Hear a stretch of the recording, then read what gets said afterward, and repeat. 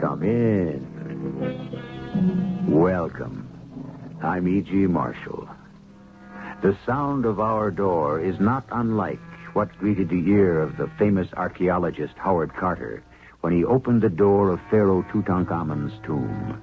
It was like opening a Pandora's box, following in his footsteps into Egypt's Valley of the Kings and unleashing truth chained to the past.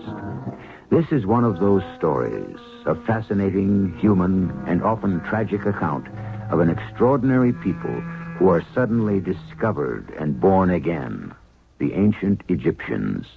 It is all a lie. There are no gods, no ancestors to guide the Pharaoh. You are not holy. All you are statues of stone. It is false, all false.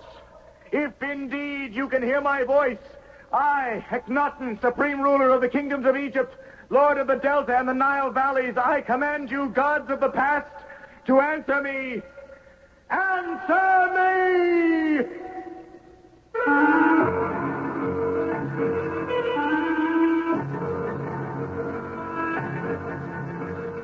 Our drama, To Kill a Pharaoh, was written especially for the Mystery Theater by G. Frederick Lewis and stars Tammy Grimes. Albie, with Act One.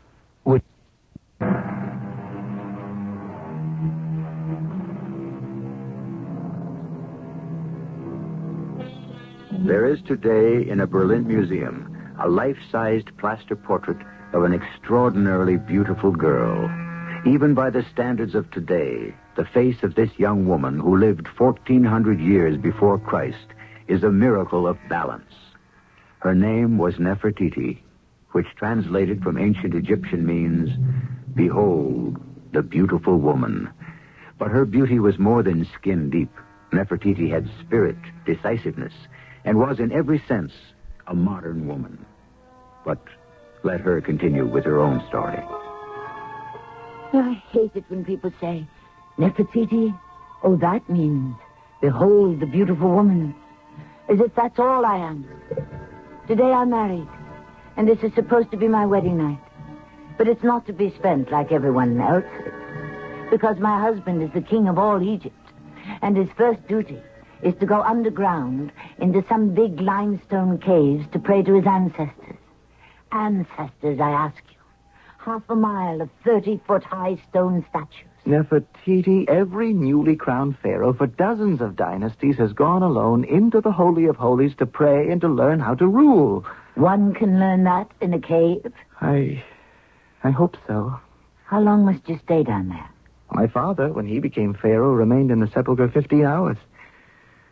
I must go now. When the bell sounds, I must be ready. Is it dangerous? I have no idea what I shall see or what I shall do. Take care, my love. I feel as if I'm about to enter another world. That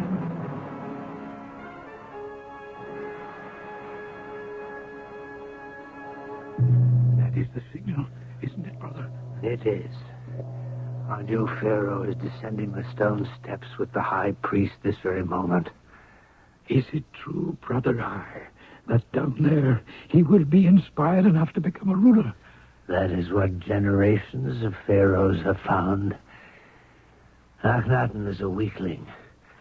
I've watched him since he was a boy, always frightened of animals. I didn't know that. I told no one, not even you, my brother. Birds, snakes would throw Akenaten into a fit.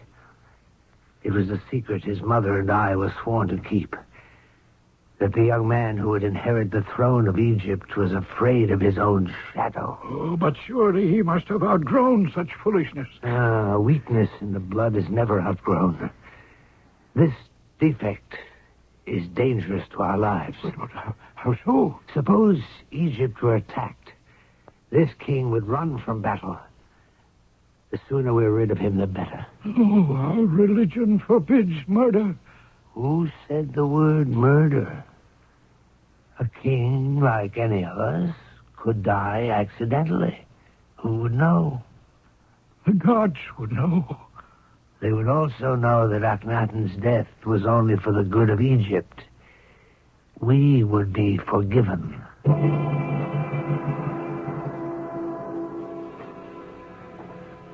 How much further down must we go, High Priest? We are almost at the bronze door, O Pharaoh. And then?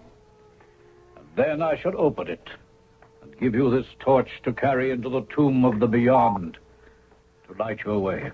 I am to go into the tomb alone? It is so written. What shall I find there? The tomb of the beyond contains great statues of all your ancestors. They have joined Osiris, Isis, and Hathor in the pantheon of the gods. This is the place. This is the bronze door. May I hand you the torch, O Pharaoh, and by the sacred powers vested in me, I shall open the door. May Osiris and Horus speed you on your way. Those steps below are very steep. Once you have passed this threshold, I shall close the door behind you. Close it? But when my prayers are done, will you open it for me? When you have spoken to the gods and they have answered, you have but to knock. So... and I shall know your vigil is over. I shall be here. Be sure that you remain right here. I shall not fail you, O Pharaoh.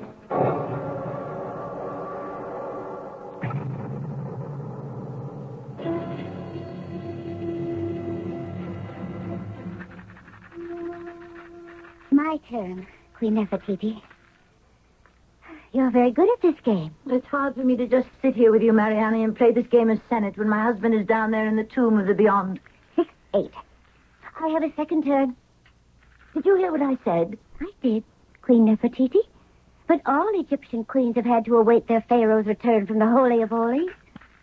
What is the time? In 1 hour, it will be dawn. Dawn of my wedding night. Why doesn't Akenaten come back? Mariani, what does this mysterious Holy of Holies look like? Only a pharaoh ever sees it. But they say it's a vast, long, wide tunnel cut out of limestone 1,000 years ago by Thutmose I. He who dug the first burial place in the Valley of the Kings? The same. Would you like me to bring you some food to break your fast? Breakfast? After that enormous wedding feast last night, I'd be sick. You'd be sick. I guess you would be. Mariani, what's the matter? What is it? You would not understand. I should not invade your day. Not today of all days, with my thoughts. Now, you stop that. I want you to go home, Mariani.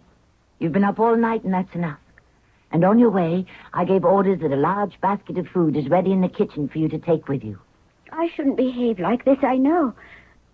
But all yesterday evening, at the coronation and wedding banquet, seeing all that food, so much wasted, thrown away. And everyone I know where we live wear blinders. Mariani, I promise you that will all change. Who knows what a queen can do if she puts her mind to it? Now, there, you see? Something good has come from your tears. You have quite made me forget my anxiety over Akenaten.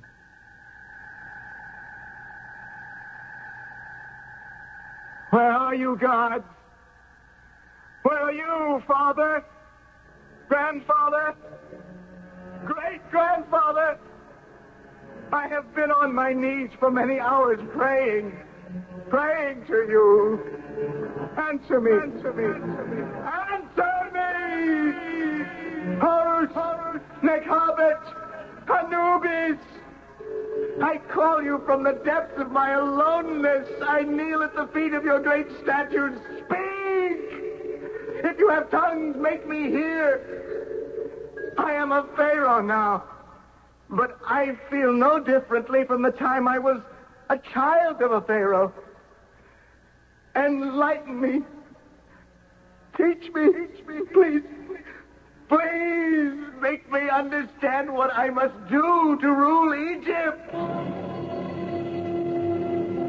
Mother Ty, I'm so glad you came. Where is Akenaten? Have you seen him? He'd be more likely to return to his bride than his mother. But it's hours passed on.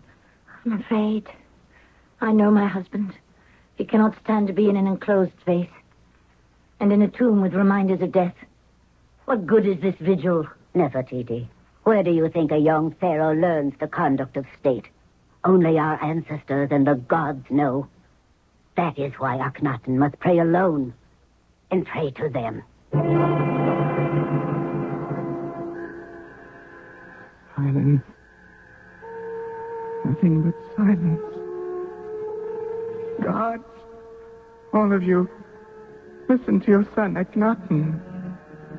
There is no fierceness in me. I cannot order the lash. I cannot be cruel. I love Egypt, but I am not of the metal to whip her, to chain her. Guide me. Tell me, am I strong enough to lead Egypt? Do you hear me? Do you hear me?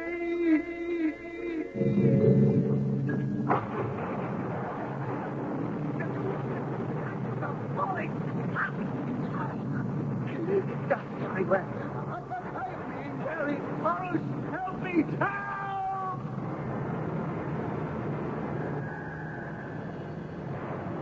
What is that? Did you hear that sound, Queen? Something awful has happened down there. We must be patient, child. No, I'm not going to sit here. Not a moment longer. Where are you going? I don't know, but I have this feeling he's in some danger. Which is the way, Mother Ty? Tell me where it is. I don't know the way there. Then I shall find out. No, Nefertiti, you mustn't. If the queen joined the king while he is praying, it would be sacrilege. All very well for you to say. I shall take the palace guards. Someone will know the way. Queen Nefertiti. High priest, I want you to open this bronze door. Oh, I cannot, my queen. You cannot? You mean you will not? It is forbidden. And I, your queen, forbid you to disobey me. The gods will strike me dead. You have a choice. Death by the gods or by my soldiers. I beg you to understand, no one may enter the Holy of Holies. Stand aside, I command you. It is the sin of sins. You will not move then. I cannot. I must guard this door with my life. So be it. Guards, run him through. No. No. I cannot disobey you. I shall open.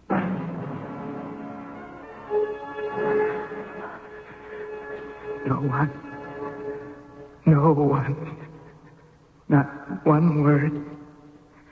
Nothing but broken and fallen statues and dust and sand.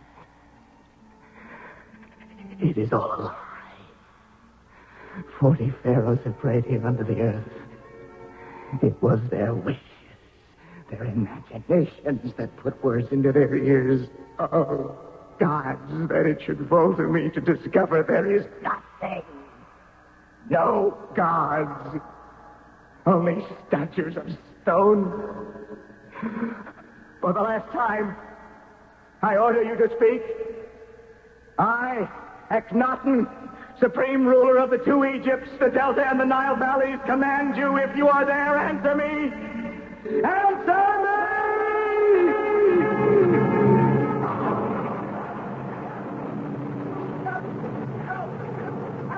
I'm being very alive!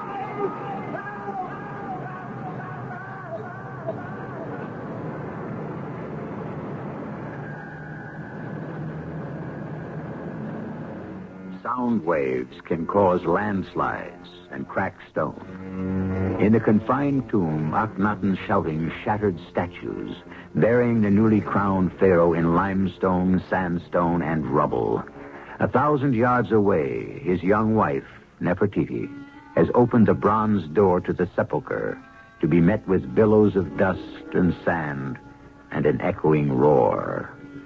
I shall return shortly with Act Two. In an underground, mile-long chamber filled with 30-foot-high stone statues of pharaohs of the past, a young man destined to be supreme ruler of Egypt lies on the ground, fighting to breathe under broken stone and sand and dust.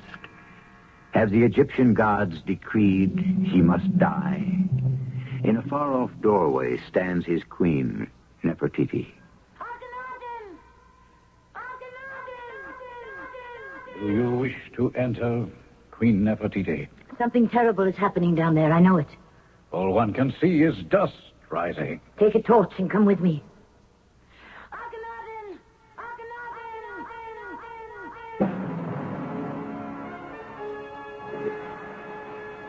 Prime Minister, your daughter has gone into the holy place. What? Why? I could not stop her. She refused to wait any longer for Akenaten's return. Who knows about this? She took some palace guards with her. No one else. Except the high priest who guards the bronze door. I want to follow her. No, wait a moment. No one but the guards and the high priest have seen her. If you and I go there, the sin will be compounded. When Nefertiti returns, I shall have a quiet word with the high priest and the guards. Please, I ask you as an old friend. Go yourself and find out what you can. But cautiously. What if the priest should talk? What if they are not silent? Then their tongues will have to be made so. Permanently. High priest, I could not find him. You must trust in our gods. The cavern is very deep. Our Pharaoh is there. I took your torch and searched as far as I dared. There are fallen statues everywhere. Queen Nefertiti, I have been looking for you. Father, I'm so glad you're here. Something terrible has happened in the sepulchre. Not an hour ago, there was a very loud noise, like an underground landslide. And so You had best return to your chambers up above. But how can I leave? Akenaten is in there somewhere. I may never see him alive again. Please. You must go in after him. That door is only open to a pharaoh. I was in there. Perhaps you were imagining things, my child. Your concern for the pharaoh has made you imagine you went inside. Your love for him is so strong you believe you actually went through the bronze door. But I did. I did. No, child, you couldn't have. The high priest would never have permitted it. I forced him to, Father. High priest, tell the Prime Minister. Didn't you give me a torch and see me enter the sepulchre? I saw nothing, my queen. Come, daughter. Come with me. My father, the Prime Minister, led me back to my chambers. He refused to believe I had entered the sacred caverns. Hours went by. It became noon, afternoon, then evening. The moon rose, and unknown to me at the time, high in the Theban hills, something incredible was happening. You there. What are you doing? Don't think I can't see you. The moon is very bright. You beggar. Where did you come from? Aton the sun, thou who didst create the world according to thy desire. Do you hear me? Get off your knees, beggar. Look at you, clothes torn, hands and face. Thy rays, O God of the sun, suckle every meadow. When thou risest, all things live and grow for thee. Beggar, I warn you. You're trespassing in the royal pomegranate grove. How did you get here? Good shepherd, I came up from the earth. From the earth? From that place there, that hole. I have crawled and crawled under the ground, with Aton, the sun god, showing me the way. You expect me to believe that? I advise you, look sharp and go away. Oh, here comes one of the queen's handmaidens. She lives in a cottage near mine. Don't frighten my sheep. Good evening, and blessings, shepherd. The gods be with you this evening, Mariani. I have been cursed with this ruffian who crawled up out of the ground. Look at him there on his knees. Stranger, are you... You look very much like someone I know. Mariani. The Pharaoh. How is it possible? I could not sleep. Outside, clouds hid the moon. In the dark, I found myself going down to the fish pool in the palace courtyard. Then suddenly, the clouds passed. The moon shone brightly. And I knew there was nothing to fear. I sighed. on a stone sea. I knew Akenaten would come. Nefertiti. Nefertiti. Oh, my husband. What happened to you? Mariani. The Pharaoh appeared in the hills in the pomegranate grove. In the Hill of Thieves? I shall explain. Let me sit a moment by the fountain. I brought the Pharaoh back myself. I did not want anyone to see him like this. The wonder of it is no one looked at me twice. All they saw, I suppose, was a ragged man smeared with dirt. They didn't recognize me. Oh, Mariani, how can I thank you enough? I must go home now. My sisters will be worried. Here, this purse of gold coins. Take it. I insist. I shall never be able to repay you. I thank you also, Mariani. You may leave us. Good night. The gods be with you. The gods, she said. Oh, if he only knew. Rest yourself. Stay here beside the pool, my king. They shall all know soon. Your poor face and hands are so. Your feet are bleeding. Let me bathe your wounds. I'm not hurt. I'm not tired. I'm exhilarated. Do you wish to tell me about it? Hours and hours I was at prayer in that tomb. But nothing happened. No gods answered. No words from the past. I shouted. I screamed. I cursed. And then I don't know. Something must have fallen on me. Yes, there's a cut on your head. Let me guess. And then, when I awoke, my torch had gone out. All was black. I was buried under sand and stone. And the way I had entered the sepulchre, behind me was a mountain of broken statues. I was entombed. Don't tell me any more if it tires you. The air was so close I could hardly breathe. And then I made a vow. I took a solemn oath with all my spirit. I promised by everything sacred that whichever god came to my rescue, to that one god, I would give all my faith and my love. So all our great gods heard you and freed you? No, Nefertiti. Not all. Only one god. As I lay there, underground, I saw far off a light, a golden sliver of light far away at the end of a long tunnel. It beckoned me. I crawled toward it. Always that light. I dragged myself toward it. Hours went by, but I kept crawling. As I got closer, the white light turned red, and then I knew what it was. Aten. The sun sinking behind the hills. Aten had shown me the way out of the tomb, and he was now going to sleep. Aten, the sun, saved my life. Darling, we have talked enough. You have been too many hours without rest. Let us go inside. I have much to do. Tomorrow, Aten, the sun, will be proclaimed the only god of Egypt. We have all of us been in darkness too long. Pharaoh Akenaten, to what do I owe the honor of this early morning visit? I have come to ask your advice, Prime Minister, how best to inform the country that from today on, we shall worship but one god, Aten, the sun. Temples will be built in his honor, and word will be sent far and wide. I have discovered how useless are our many gods, and I must make this known. With all my heart, I believe there is only one God. May I suggest, Your Royal Highness, go first and persuade your mother, Queen Tai. If the Queen Mother agrees with your beliefs, so will much of Egypt. But, Mother, we have been worshipping stones, animals, and dreams. I am not saying there is anything wrong with the sun god. He belongs in the family of gods. There is only one God. You have always had mad ideas, Akenaten. What if you cannot make people change their religion? I shall have to persuade them. How can you, son, if you cannot persuade me, your own mother? Of course I believe in Aten, but I don't believe he can do everything. Who would a mother pray to if you took away Anutet, protectress of childbirth? Who would love us and treat if you did away with Hathor? Childish superstitions, Mother. It's unrealistic, Akenaten, and no way to begin your reign. No, Akenaten. I wouldn't say it's unrealistic. At least someone agrees with me.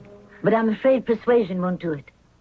The only way to get people to do anything or believe anything is to tell them they have to. Give them no alternatives. I couldn't. Make them believe what you wish them to believe. I know that's the old Egyptian way, how we conquered countries and people, but I cannot. I must make them see the light, educate them. Yes, see the light, as I did. If you rely on reason, people will do nothing. It's easier for them to stay with the old beliefs than try the new. Crack the whip and people will jump. Speak in a soft voice and they can't hear you. You spoke of the old Egyptian way. Do you think we won Nubia, Syria, all Egypt's possession with reason or with force? I'm looking to tomorrow, Nefertiti, not yesterday. And are not all these lands better off under Egypt's protection? The average man does not know what is good for him. He never did. If one God is what you want, Akenaten, don't ask. Order.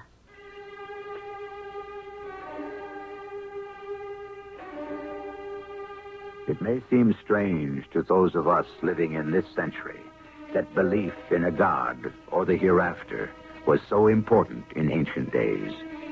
Don't forget, wars have been fought over religion. 8 crusades launched against the infidel. For centuries, Puritan was at the throat of heretic. Why, in the 1200s, thousands died in battle over the theological argument of how many angels could dance on the head of a pin. I shall return shortly with Act 3.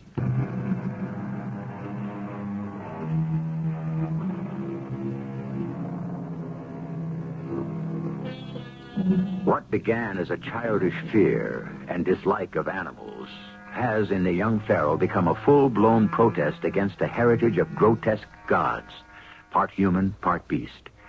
Some 2,000 divinities whom the ancient Egyptian trusted to protect him in every aspect of his life. How to convince a man who felt if you changed your god, it might seal your fate. And so, each day in the weeks that followed, a royal couple disguised themselves and went into the streets of Thebes. Friends, a moment of your time. Who is that? Some nobleman who comes here every afternoon to preach. You suppose that's his wife in that chariot? Her face is hidden, but that dress is gauze from Giza, I'll bet you. Friends, Egyptians, gather around me and listen. It will cost you nothing and could be worth everything. I'd say he's some kind of a fanatic. He doesn't speak plainly. I wonder who he is. I don't understand what he's talking about. Let me give you an example, friends. Every year, why do we pray to the spirit of Osiris? Tell me. Speak out, friends. Is there no Egyptian who will tell me? I'll tell you why you pray to Osiris. Because we need the Nile to flood and carry rich soil to the farms. So we pray, and every year the Nile floods, and we are rewarded with good crops and plentiful food. Oh, I have to go back to my shop. I know what he's going to say. One God is all we need. One God is all there is. But how do we know the Nile would not flood without our prayers? I say, let us find out. Let us all gather here tomorrow and pray to Osiris. Then let us gather here a week from today and pray again to Osiris to flood the Nile. Is there a farmer here who wouldn't like an extra crop? I told you he'd say something foolish. Who wants to plant fruits and corn this time of year? Let us see whether Osiris raises the Nile. Let us not wait until the spring when we know the Nile always floods. Stop and think about that. Some people just love to stand on a box and talk and stir up things, don't they? What brings you here, brother? The Pharaoh. Explain yourself. I was in the marketplace yesterday, the first time in months, and there was this preacher. I was told he's been going about among the people and preaching one God. Another fool. Fool? It is our Pharaoh, Akenaten, in disguise. In the city? In Thebes? Yes, I'm sure of it. After all, the ordinary Egyptian, how many would know His Highness by sight? Preaching in the marketplace. And the queen goes with him. Nefertiti? My daughter? Oh, yes. I saw her sitting back in her covered chariot not far from where the Pharaoh was haranguing the crowd. And you say, brother, no one recognizes him? No one. But how could they? His entire life is hidden behind palace walls, and his disguise was very good. Even I was fooled. So he preaches for Aton, the sun god, does he? Madness. I never thought he would take to the streets. It is peculiar. He is far worse than that. I believe Akenaten is insane. Oh, no, you can't mean that. If we do not act quickly, he will undermine all that Egypt has been for 17 dynasties. You You believe so? If the Syrians or the Nubians or the Hittites learn a madman wears our crown, they would annihilate us. Aye, what can be done? I said once to you I wished Akenaten dead because he was too weak to rule Egypt. Now I am equally certain he is too mad. I told you he must die. And your son, Hornrab, now the general of the armies, should marry my daughter, Queen Nefertiti. Now, there would be a match. Together they would rule with strength. I said to you we must wait for the right time, and that time is now. Are you with me in this? Yes. I would rather sew a shirt than a shroud. I am honored you came this evening, O Pharaoh. I should be by the side of my queen, but I understand affairs of state. Now, why did you wish to see me, Prime Minister? What's the problem? Do you remember not so many moons ago you asked my advice? Yes. Yes, how to make my people believe in Aten, the sun god. Yes, I remember, but you had nothing to tell me. That's true. But your faith in my advice is joined by my faith in yours. I need your advice. Of course, anything. First, will you join me in a beaker of pomegranate wine? Certainly. I've already poured it. That is yours, and this is mine. To what shall we drink? To Egypt. May she live 1,000,000 years. Let us empty our cups at one long swallow. By all means. Oh, it's a good wine. Oh. Ooh, so much at one gulp. Makes me feel a little giddy. Now as to the advice I need.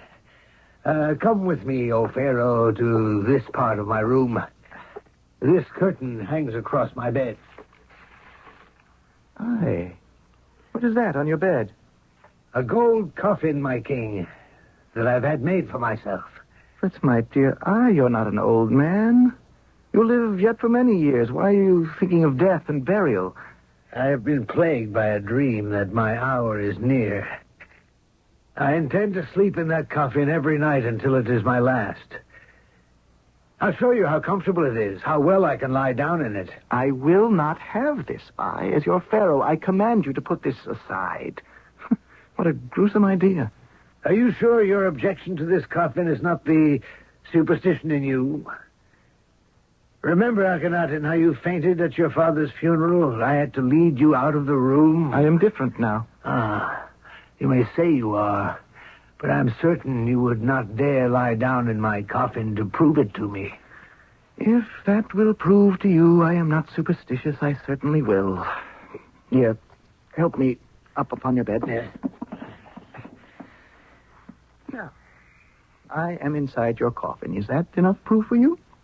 Lie down. All right. There. I am convinced. I'm glad you were honest with me, my Pharaoh. May I help you out? In a moment. Suddenly I'm overcome with fatigue.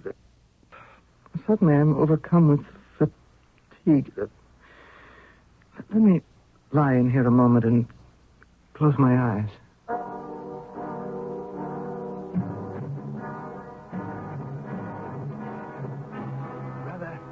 Brother, you there? You can come in now. Is the Pharaoh inside the coffin? Yes. The potion I placed in his wine has taken effect. Help me close the lid. I am shaking with fright. Supposing the king awakens and cries out. It is a powerful drug. He will not.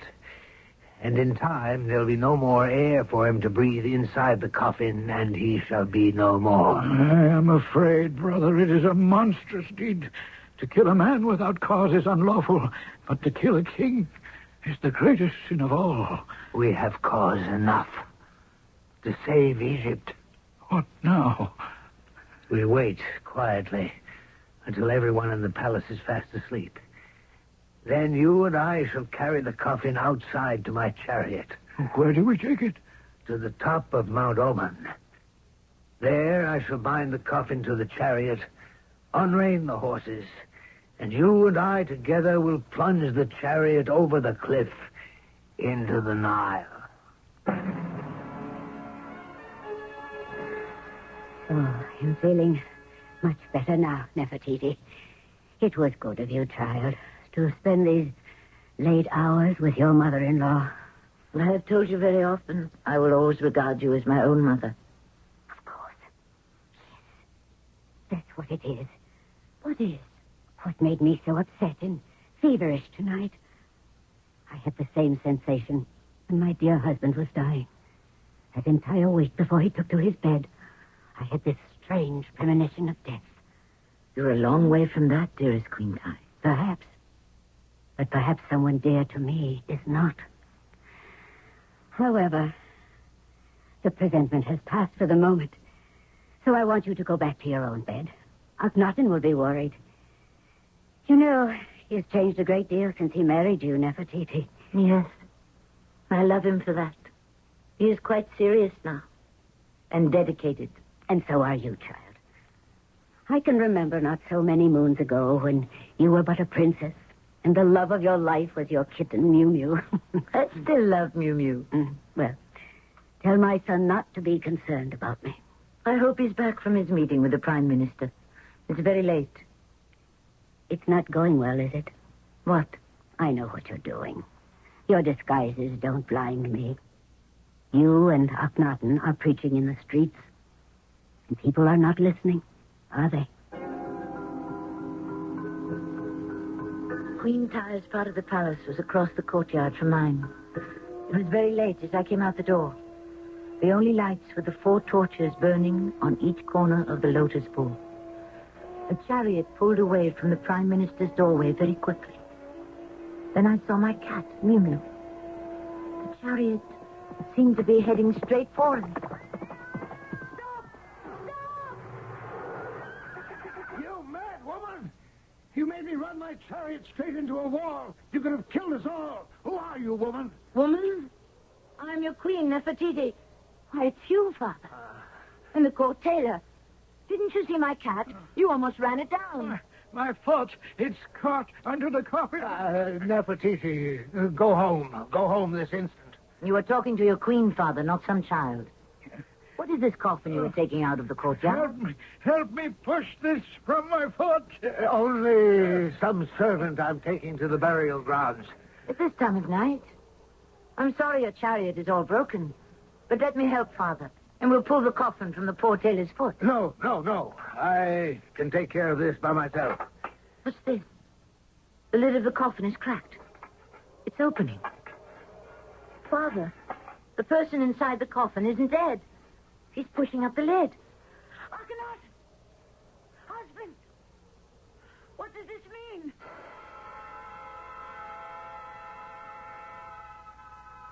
Akenaten, the sun is up. We must rise also. Huh. Oh, what day is it? Oh, yes, I remember.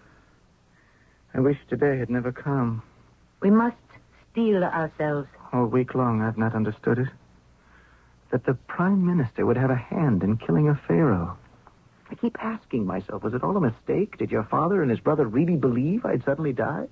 But how could it have been a mistake? The pomegranate wine poisoned, their haste in rushing out with the coffin, you in it? Oh, heaven spare us. That is the signal. I pray for my father's everlasting spirit and my uncle's. Oh, Nefertiti. That a man so highly placed, so trusted, should have been so evil. We must be strong and remember him only for the good deeds. It is done. Their bodies are destroyed. As they would have destroyed yours, Akenaten. You're right. We must go on. Oh, I feel I've aged 100 years in 100 minutes. Instead of being afraid of animals and birds, now I fear the nature of man. Is man at heart so evil? I must not believe that. I don't want to. I swear to you, my wife, I shall dedicate this reign, my life, to finding out, to proving to myself, to all of us, that man is fundamentally good. Aton, God of the sun, sole and only God, help us find the truth. And so began the first year of our reign. Akenaten and I had taken upon ourselves a heavy burden. He, to prove man was good, and God was one. I, Nefertiti, daughter of a shamed father, was far from certain. Now I began to fear the shadows and what might be lurking behind them. What? And who? I wanted also to be a mother. The line of kings must continue. But this world of ours, was it the kind of world into which to bring a child?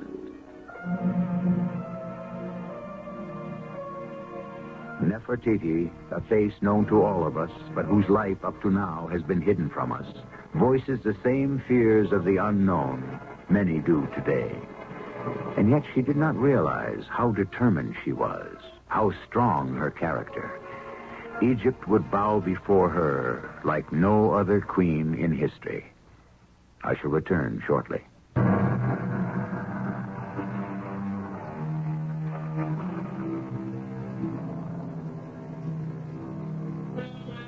We have tried to bring to life those whose lives have long been figures of mystery and legend. Nefertiti and her pharaoh, Akenaten. Open the tombs, unbind the linens, and unshroud the mummies, and there are lifetimes of intrigue, tragedy, and excitement. For these two were the greatest influence on ancient Egypt of any two monarchs before or since. Join us next time when we continue this fascinating true account. Our cast included Tammy Grimes, Evie Juster, Russell Horton, Robert Dryden, and Ian Martin. The entire production was under the direction of Hyman Brown. And now a preview of the next exciting drama in our 5-part anthology of Egypt's Golden Age, starring Tammy Grimes. I know the Hittites. I'm sorry you have no faith in my judgment. But if it was your intention to stop this visit of the prince, I hereby order you not to. That is your pharaoh's wish. Now, I shall leave you. I see another campfire further up the hill. There are more that I need to talk to. Wait for me here, Nefertiti.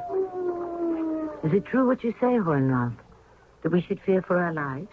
I am sorry the great Pharaoh puts more trust in prayers than swords. I know what I must do. Stop the Hittite prince from his march on Thebes? No question. It is the only way. Hornroth, dear friend, you're taking your life in your hands by disobeying Akenaten. That is my decision. I would rather die on the field of battle than be ambushed by the Hittites at home in bed. Mrs. E.G. Marshall inviting you to return to our Mystery Theater for another adventure in the macabre. Until next time, pleasant dreams.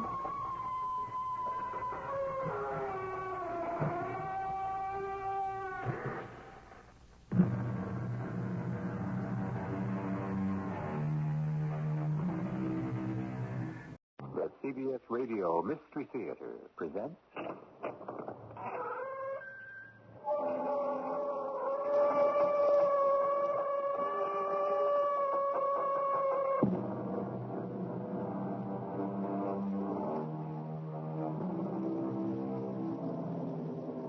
Come in. Welcome. I'm E.G. Marshall. Whenever a crime is committed, the police attempt to deduce what happened on the basis of clues found at the scene. Logic and probability are employed to create the most accurate hypothesis possible. And from this, it is hoped the crime may be solved and the criminals apprehended. But logic operates on appearances, and as we all know, things are often not as they seem. Fact number 1. The murdered man was an infamous drunkard. Yes. Fact number 2. He was also a philanderer and a gambler. Any number of people might have had cause to do away with him. Well, we cannot arrest the entire village. No, but this brings us to fact number 3. If we can find out who in the village has recently purchased a box of safety matches, sir, we will have our murderer.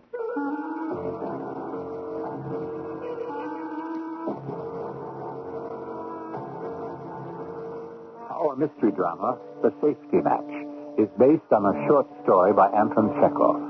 It was adapted especially for the Mystery Theater by Percy Granger and stars Robert Dryden and Russell Horton. It is sponsored in part by Buick Motor Division and Contact, the 12-hour cold capsule. I'll be back shortly with Act One.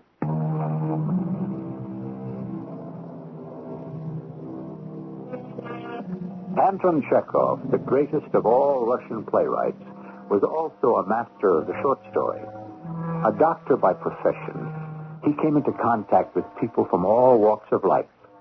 And perhaps his most profound realization was that high-born or low, all of us have our foibles and our pretenses. Even our very dreams and ambitions sometimes make us figures for comedy and can lead us into the unexpected. Our story tonight takes place in a provincial Russian village 100 years ago. We're in the office of the examining magistrate, Trubikov, and his secretary, Dukhovsky. See here, Your Honor. The Serbians are at war again. No, put down that newspaper. Surely you must have some letters to write. The world doesn't end at the edge of our district, Your Honor. Now, don't bore me with politics. Here it is. Excuse me. Yes, what do you want? Is this the office of the examining magistrate, Leonard Chubikov? It is. Are you the magistrate? No, that's Mr. Chubikov there. I'm Dukhovsky, the magistrate's secretary. Come in. What can I do for you? Your Worship, forgive me for intruding like this, but I'm afraid I've come with news of the worst sort. Yes? Well? My name is Andrei. I'm steward at the estate of Klausov, Major Klausov. We are talking about the retired officer of the Horse Guard? Yes, the very one. Well, it is to my great sorrow that I must report Major Klausov has been, well, to put it boldly, he's been murdered. What? Murdered, you say? Yes, Your Worship. But is this possible? It's quite true. And not only that, his body is missing. Oh, Lord have mercy on us. Only last Friday I saw him at the fair. I had a drink of vodka with him. Dukhovsky, come. We must go at once.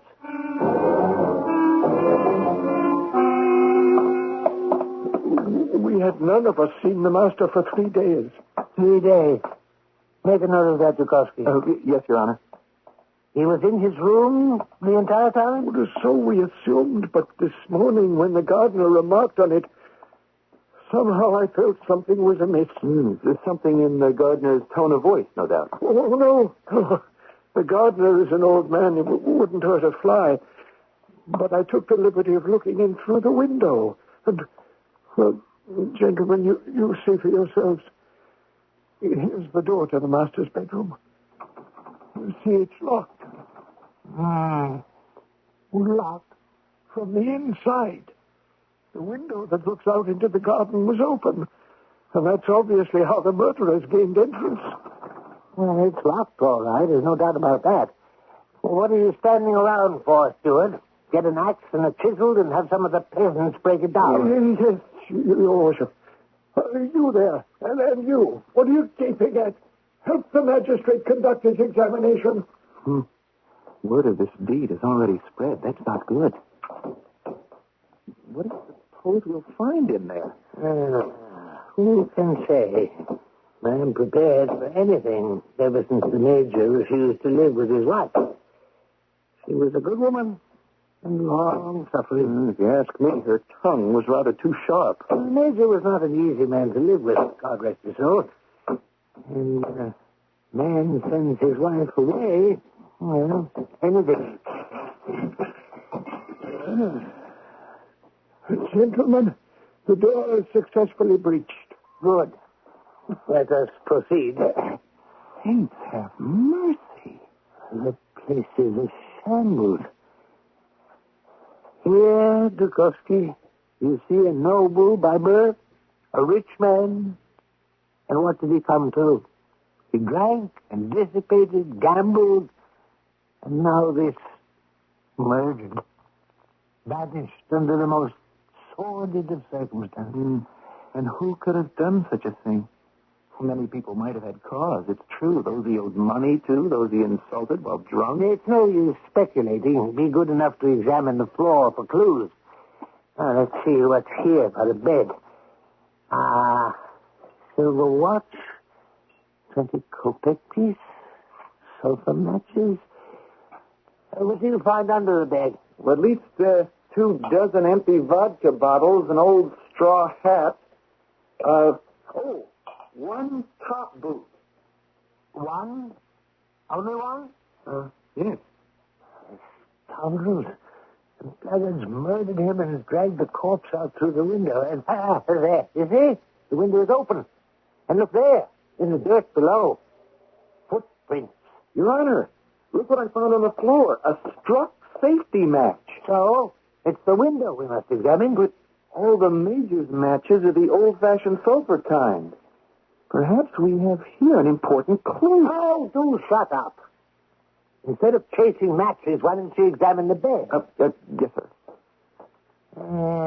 Let's see. The window shows no signs of having been forced. This is most interesting. Oh, what's that? There's no blood, but there are teeth marks here on the pillow. And then there's that one top boot with no sign of the other. Well, whatever. Well, it proves that they strangled him while he was taking his boots off. You see, he hadn't had time to take the second one off. Oh, there you go again with your deductions. How do you know they strangled him? Because of the teeth marks on the pillow. Oh, yes. Well, come into the garden. You'd be better employed there than digging around in here. I can do that without you.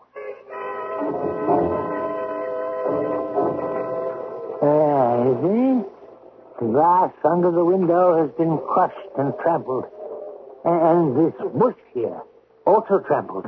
But look on these twigs. What? Some strands of dark blue wool. Andre? Yes, sir. What was the color of the Major's last suit? It was yellow. Excellent. Then the murderers wore blue. Yes. Well, take these twigs for evidence. Your Honor, look here in the grass. What is it? There's a long, dark streak, you see? Yes. If you look closer, you'll notice it's made up of little spots. Could it be... Oh, yes.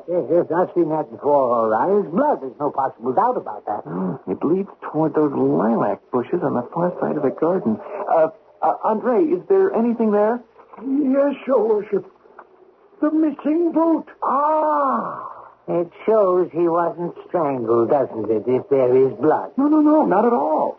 They strangled him in the bedroom, but once they were outside with him, fearing he might come around again, they struck him a blow with some sharp object. I see. What about the boot? Well, it confirms completely my idea that they murdered him while he was taking his boots off before going to bed. He'd already taken one off, and the other, this one here, he had only time to take half off. Now, the half-off boot came the rest of the way off while the body was being dragged. When will you learn to stop these speculations? It would be much better if you took some of the blood-stained graft for analysis. Andre? Yes, Your Worship.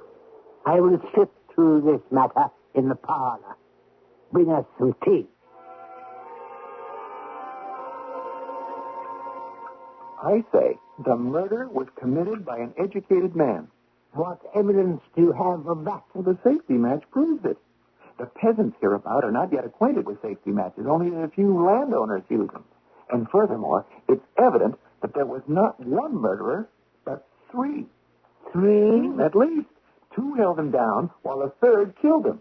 You see, the Major was a strong man, and the murderers must have known it. Drink your tea. Oh, yes, Andre, with some cake. Thank you. In my humble opinion, Your Worship, I believe I may know the man you're looking for. Yeah, what, you do? It was Nicholas, the master's valet. He's a rascal and a drunkard, the like of which heaven should not permit. What makes you suspect this is Nicholas? Because It was he who always took the master his vodka and put him to bed. He would have been the last person to see the master alive. Did he have any motive? I once heard him boast in the public house that he would kill the major. No. It happened on account of a woman by the name of Sonia. Nicholas was making up to her, but she caught the major's eye, and he made friends with her himself. Nicholas naturally was furious. Well, where is Nicholas now? Well, that's just it. He's rolling about in the kitchen, drunk, and telling lies, saying he's sorry for the master. Bring him before me at once. Yes, at once, your worship.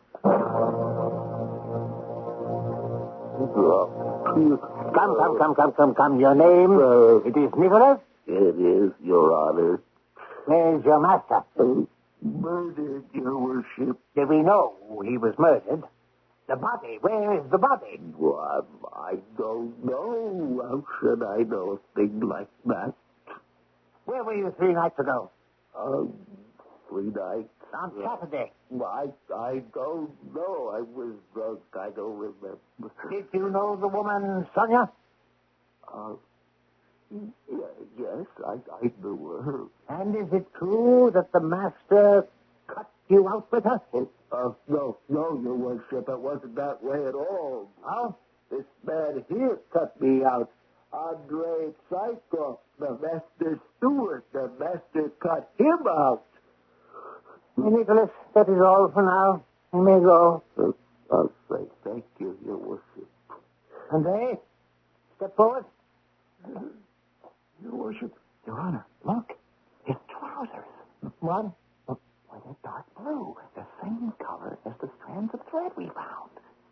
Excuse me, but that must have happened when I looked in through the master's window. Permit me to put a question to you, Andre. Of course, you were here last Saturday evening? Yes. Where? As a matter of fact, I had supper with the major about 10 o'clock. Ah. And afterwards? I don't remember. I had a good deal to drink with the meal, you see. I don't remember where or when I went to sleep. Why are you looking at me like that? Where were you when you woke up? In the servants' kitchen. I was lying behind the stove. They can confirm it. But how I got behind the stove, I don't know. Did you know the woman, Sonia? Well, there's nothing extraordinary about that. She first liked you, and then preferred the major? Yes. Would you like some more tea? No. No, I think we've had quite enough for now. Andre, you may go. Thank you, Your Worship. 1,000 thanks. Why did you let him off the hook? You had the man cold. Why didn't you ask him to produce the body? One must proceed with care. Trust me, Dukowski, I know what I'm doing. Our next step is to speak with Maria Ivanovna, the major's old maid sister.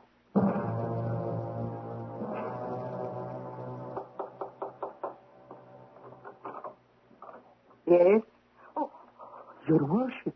Madame Klausoff, I apologize for disturbing your prayers. What do you want? I'm sure you have heard already that there's a suspicion that your dear brother has in some way or other been murdered. I know. You know? It is divine retribution. The Lord's justice for the dissolute life he led. Yes, well, could you help us perhaps with some clue, some possible explanation? No, don't ask me. I can tell you nothing. There is nothing that can stop the will of God. What has happened is too horrible, too terrible to bear talking about. We all carry with us a splinter from the cross. There is guilt in each of us. No man is free from his thoughts, and the thought is sometimes father to the deed. On most police blotters, there is a surfeit of crime and a dearth of culprits. It seems here we may have the opposite case. I shall return shortly with Act Two. What man's conscience is so clear he can pass an officer of the law without a slight fluttering in his heart? And how we flinch should the roving official eye light on us with its scrutinous talons. Why do we feel so self-conscious before the man in uniform? Is it because somehow his uniform gives him the aura of omniscience? Or because we fear the possible error of his discretion? Confound that woman. The major's sister. It's clear she knows something and is concealing it. The will of God, the Lord's justice. What do you suppose she meant by that? I'm quite sure she meant exactly what she said. It's equally certain that Nicholas, the valet, had something to do with the matter. You still think that, do you? Well, you can see by his face what sort of a person he is. His alibi betrays him. Drunk and doesn't remember. It's also certain he did not set the thing going. Why can you be so positive of that? Well, he hasn't the brains for it. He was only a hired tool, you agree? Grind away, Axeman. There's a whole forest out there. The humble Andre was not without some slight share in the matter. His dark breeches, the same color as the thread found in the bush. His agitation, his lying behind the stove in a terror after the murder. And Sonia? So, according to you, whoever knew Sonia is the murderer. Idiot! You were one of Sonia's admirers yourself. Does it follow that you were implicated, too? And she was a cook in your house for a month. I'm saying nothing about that. Yes. Well, what of it? The point is, it's not the woman who matters, Your Honor. It's the mean, nasty, low spirit of jealousy that matters. They wanted revenge on the major. Humiliation and passion.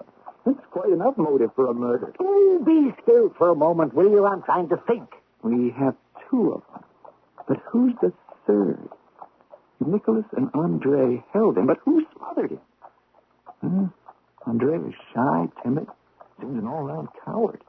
And Nicholas wouldn't know how to smother. His sort uses an axe or a club. Some third person did the smothering. But who was it?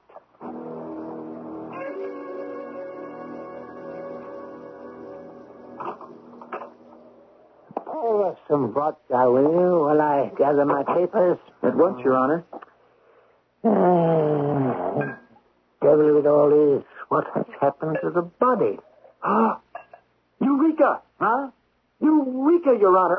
I can't understand how it didn't occur to me sooner. The third person who acted in concert with those scoundrels Nicholas and Andre and did the actual smothering was a woman. What, a woman? Yes. And I mean none other than the murdered man's sister, Maria. What? Hey, excuse me. Are you drunk? Do you have a pain in your head? I am perfectly well. Now, how do you explain her confusion when we appeared, or her refusal to give us any information whatsoever? Yes, but Hold on. Now, these are trifles, it's true, but consider this. She detested the major. She never forgave him for living apart from his wife. Your Honor, she is a member of the old faith. And in her eyes, her brother was a godless profligate. That is where the germ of her hatred was hatched. She's a harmless old woman. But look at it from her point of view. They say her brother had succeeded in making her believe he was an angel of Satan. What else should a woman of her fanatical beliefs do? Kill her own brother? To rid the world of an antichrist? Of course. In her eyes, it was a religious achievement. It was she and nobody else, even if you cut me open. Well, never mind. I'll answer it myself. Yes? What can I do for you? Your Worship, my name is Daniel. I'm a shepherd for Major Klausoff. The former Major Klausoff, that is. God rest his soul. Yes. Well, look, we're quite busy now, really. What is it you want? It's not up to me to say how important it is, but there is something that, in my humble opinion, may be of use to you. I see. Well, come in. Thank you. Last Saturday night, the night they say the Major was murdered, I was a bit drunk, you see, and I was with friends until around midnight. On my way home, because I was drunk, I went into the river for a bath. I was floating about peacefully when I heard noises. I looked up and saw two men walking along the dam. They were carrying something bulky, and they didn't see me. But as they passed by, I plainly saw it was the master they were carrying away. Major Klausoff? Yes.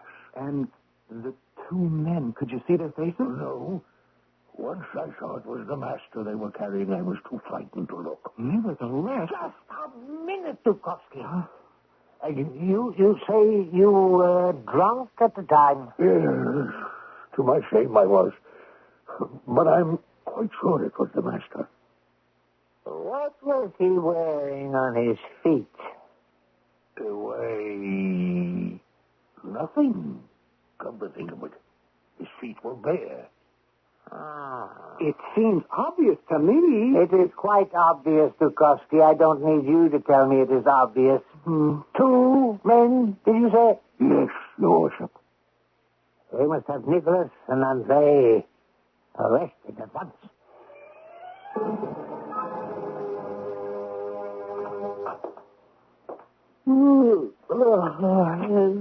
Good morning, Dukovsky. Your Honor, at last you've arrived. I see you're in your customary agitated state a little earlier than usual today. I just cannot comprehend it, sir. Here it is, now nearly a week since you've had the valet and the steward arrested. It's been 4 days. Well, what of it? You're convinced of their guilt. Why will you not believe in the guilt of the Major's sister as well? Are there not proofs enough for you? I don't say I'm not convinced. I just can't bring myself to believe it. All right. All right, I'll prove it to you. I have something substantial for you. What are you going on about? The safety match. The safety match? Mm-hmm. You'd forgotten about that, hadn't you? But I haven't. I am going to find out who struck it in the murdered man's room. It wasn't Nicholas. It wasn't Andrei. Neither of them had any matches when they were examined. It was the third person, Maria. And I'll prove it to you. Just give me permission to go through the district to find out. That's enough, Dukovsky. Sit down. This investigation will be conducted on the basis of my experience and not your impulsiveness. This morning, we will begin our full examination. Bailiff, bring in Nicholas Stetikov. Dukovsky, what are you hesitating for? Be seated and take out quill and paper to write down this wretched fellow's confession. Yes, Your Honor. Here is the scoundrel now. Nicholas? Oh, yes, Your Worship. In 1879, you were tried in the court of the First Division, convicted of theft and sentenced to imprisonment. Is that not true? Why, yes, it is. In 1882, you were tried a second time for theft and were again imprisoned. True? Your Honor, True? Yes. It's no use trying to hide anything from us. We know all. I don't know what to say. It's true, I have crimes in my past I can't deny. I'm so ashamed. Please, may I have permission to wash my face? Oh, of course. Bailiff, take the prisoner out and bring in Andrei Saikov. Thank you, Your Honor. There, you see? The valet is at the breaking point. You should not have let him go. He will collect himself. Oh, he's a wounded bull. All that remains is the kill. Now, with the educated sort like this fellow Andrei, bullying would do no good at all. One must play upon the mind. Andrei, please, have a seat. Thank you, Your Honor. I hope this morning you are going to be reasonable. Confession will lighten your guilt, your soul, and possibly your sentence. This is the last time I'm going to talk to you, Andrei. If you do not confess today, tomorrow it will be too late. Now, come. Tell us all. I don't know anything about the murder. I don't know anything. Ah. Very well. I shall relate to you exactly what happened. On Saturday night, you were sitting with the Major drinking vodka. Nicholas, of course, was waiting on you. This much is true. At 1 o'clock, the Major announced his intention of going to bed. It was the Major's habit to retire just at 1. Very good. You see, we know all. So, when he was taking off his boots, you and Nicholas seized the drunken man and threw him onto the bed. Oh, no. This cannot be right. One of you sat on his legs, the other on his head. Then a third person entered, a woman in a black dress, whom you knew well. No. She seized a pillow and began to smother him. While the struggle was going on, the candle went out. The woman took a box of safety matches from her pocket and relit the candle. Was that not so? I can see by your face that I'm speaking the truth. No. I left the Major's. After the deed was done, you pulled him out through the window. Fearing he might come round again, you struck him with something sharp to clinch the foul deed. Then you carried him away, across the dam by the river. What's the matter with you? I'm suffocating. What? I can't breathe. Oh, very well. Have it as you wish. Only get me out, please. Bailey, lead this man away.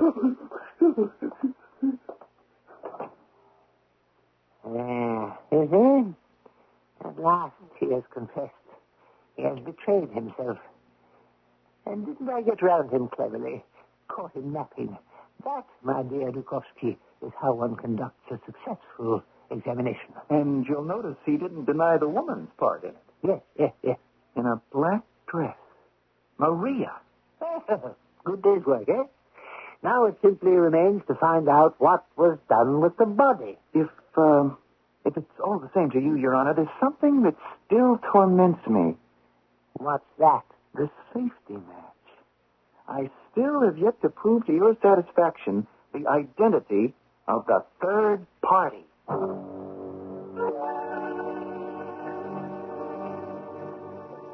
Your Honor? What? Oh, Dukovsky. Oh, good. How did your investigation go? Oh, it's very sad, Your Honor. Wasted day, huh? No, don't feel too badly. You don't understand. My investigation has been a success. It has? I have found the third person, the guilty party. The Major's sister? No. No, it isn't her at all. And you'll never believe me when I tell you what I have found out.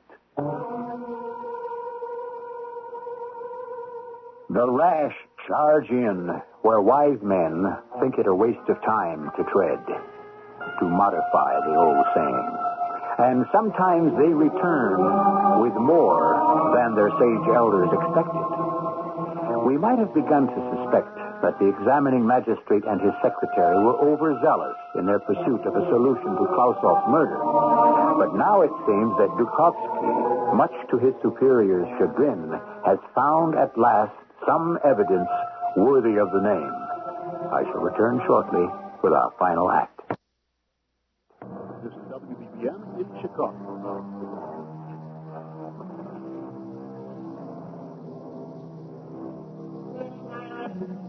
The experience of age versus the impulsiveness of youth. It's an eternal conflict.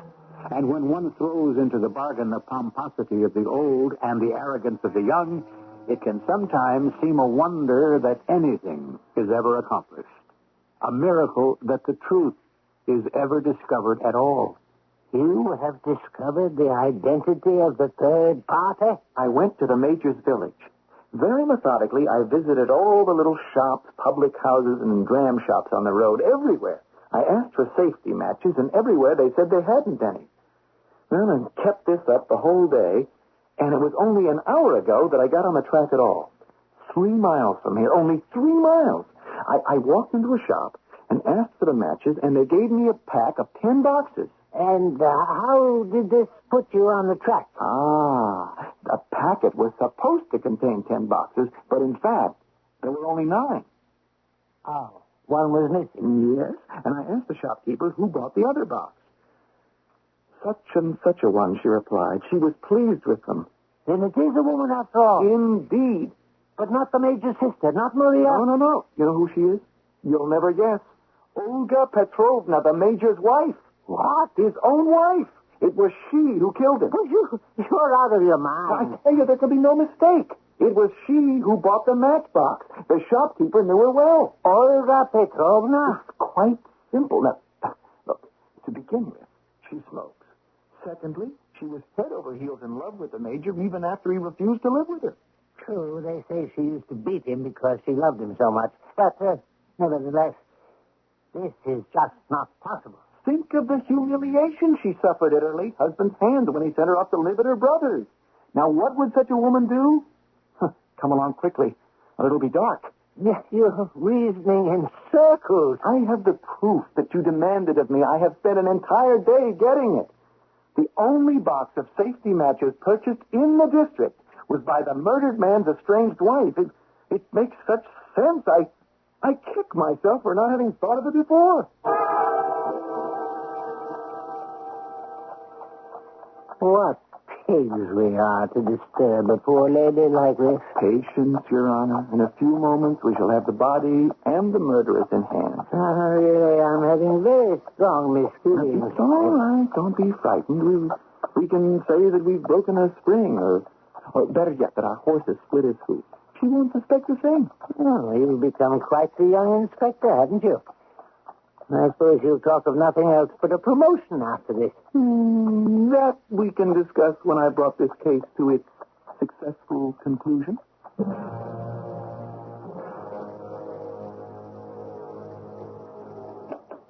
The weather must be turning colder. My whole insides are shivering. Just remember, we must take her unaware.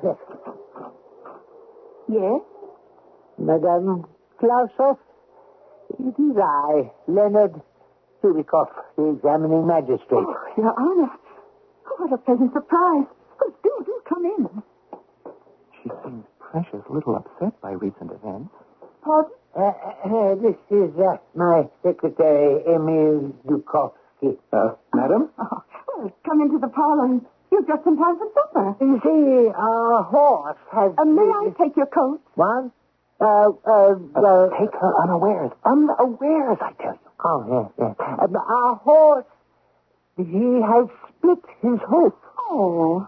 Which is why you understand. Excuse me, then, while I tell them to set 2 more places at the table. Make yourselves comfortable, gentlemen. I shan't be a moment.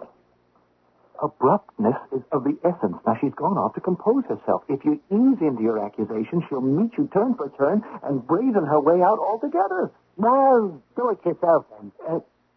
What? Let me out of it. I've no stomach for it. But... Well, there we are. All taken care of. The samovar will be out in a moment. Madam, we did not drive over here to take supper with you, or to see your brother. Oh? I'm sorry, I assumed... You see, we came here to ask you, respected madam, where your husband is. My husband? Mm-hmm. Whom you have murdered. What? My husband has been murdered? Oh, surely you do not pretend to not know of his death. Oh, but it's not It is possible. more than possible, madam, since it was you who did it. I don't understand. I ask you, in the name of the law, where is the major? It's no use dissembling, madam. We know all. You do? But who told you? Be so good as to show us where he is. But how did you find out? Good, madam. Show us where you hid the body. Otherwise, we shall have no choice but to arrest you. Arrest? Did you say arrest me? Well, yes, that's the normal procedure.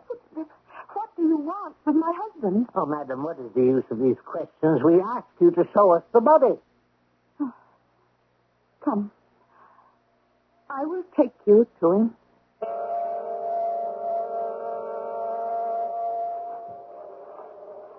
Where are you taking us?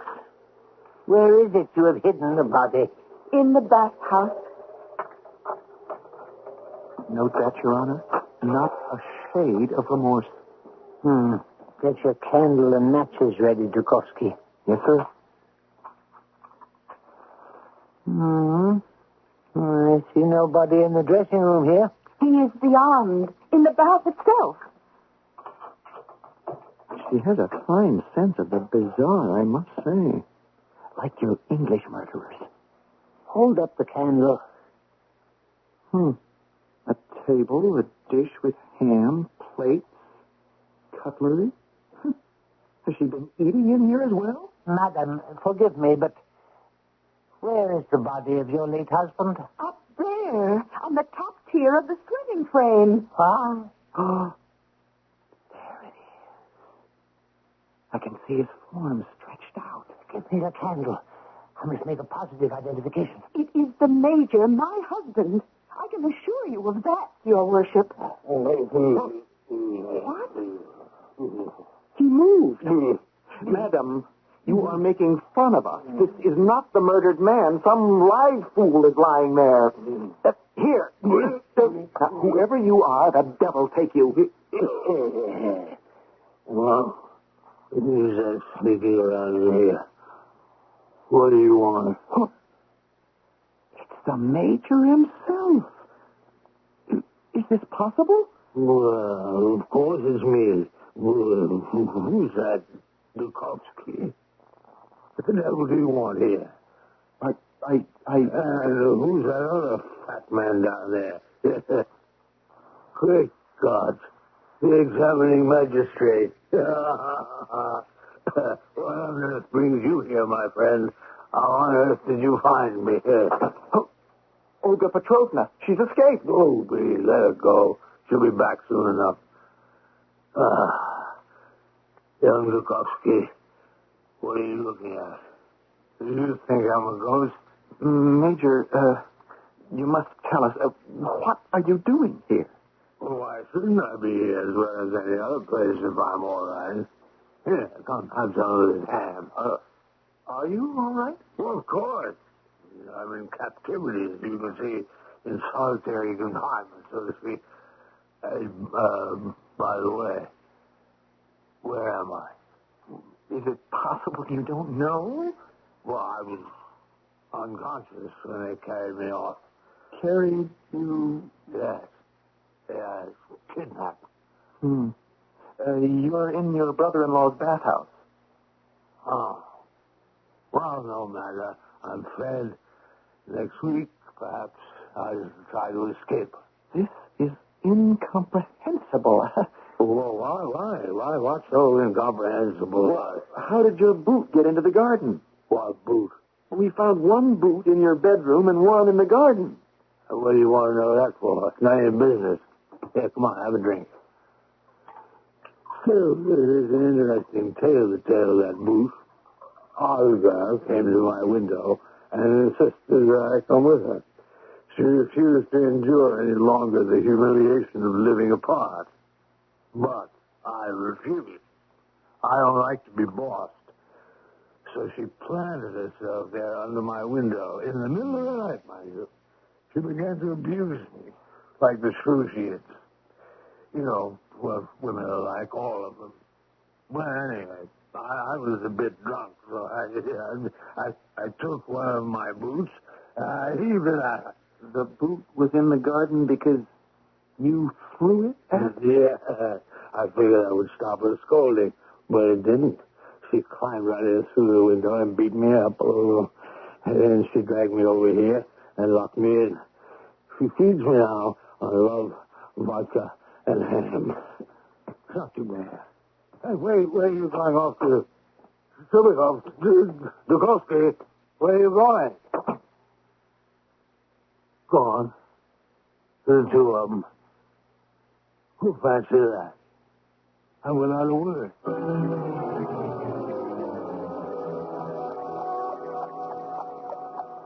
I won't forget this in 1,000 years. But, Your Honor, the safety match. How could I know? yourself with your safety net. Don't make me mad, or the devil only knows what I'll do with you. I never want to hear one of your theories again.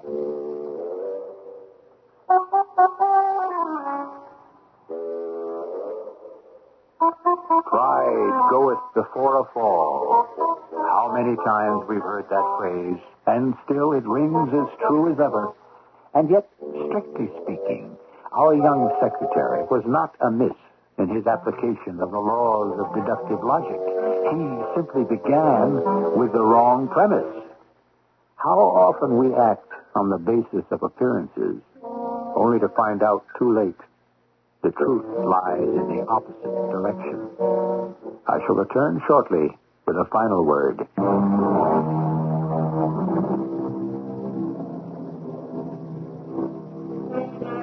Anton Chekhov died in 1904, his writing career cut short by tuberculosis. As a doctor, he had long since diagnosed his condition, and he knew he was dying, even as he created his most brilliant works, which adds a special poignancy to his gentle, wry observations about the human species. Our cast included Robert Dryden, Russell Horton, Court Benson, and Bryna Rayburn. The entire production was under the direction of Hyman Brown. And now, a preview of our next tale. I have summoned you here to ask you a question, Comrade Muriel. A question? Can you tell me why you should not be brought home, where you will either be shot or sent to one of the mines high up in the Arctic Circle? But why? You have failed in your mission. I wouldn't exactly say I have failed. You were assigned to subvert Senator Luther K. Hotchkiss. Yes, I know that. To make the senator decide that the states of California, Texas, New Mexico, and Arizona are legally in the possession of the government of Mexico. I understand that, Comrade Snapper. To have Hotchkiss introduce a resolution on the floor of the Senate to have these territories restored to their legal and rightful owners. Radio Mystery Theater was sponsored in part by True Value Hardware Stores. This is E.G. Marshall inviting you to return to our Mystery Theater for another adventure in the macabre. Until next time, pleasant dreams.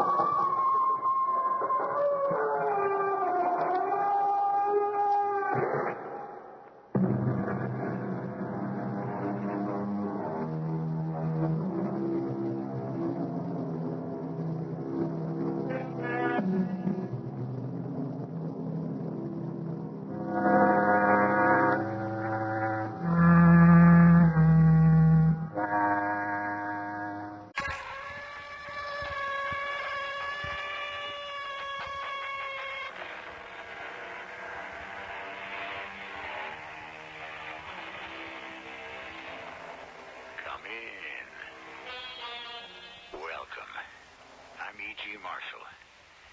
Many of our best writers have ventured into the world of the macabre.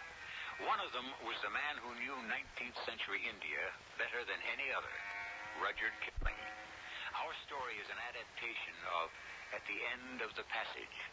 A man by the name of Hummel is assistant engineer in charge of building a section of the Guadalajara Railroad line. Every Sunday, 3 friends visit him in his shabby, ramshackle cottage to play cards, gossip, and share a meal. In summer, the heat is sultry and oppressive. It is night, 101 degrees. Hummel seems to be possessed. With him is a doctor, a friend named Spursto. I gave you morphia, Hummel.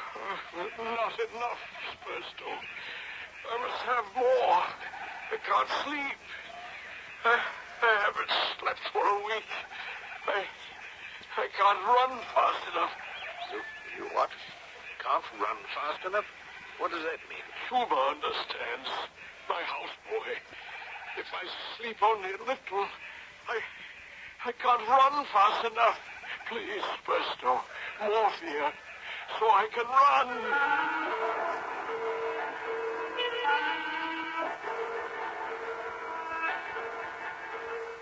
Our mystery story, At the End of the Passage, by Rudyard Kipling, was adapted especially for Mystery Theater by Roy Windsor. It stars John Beale. It is sponsored in part by Contact, the 12-hour cold capsule. I'll be back shortly with that.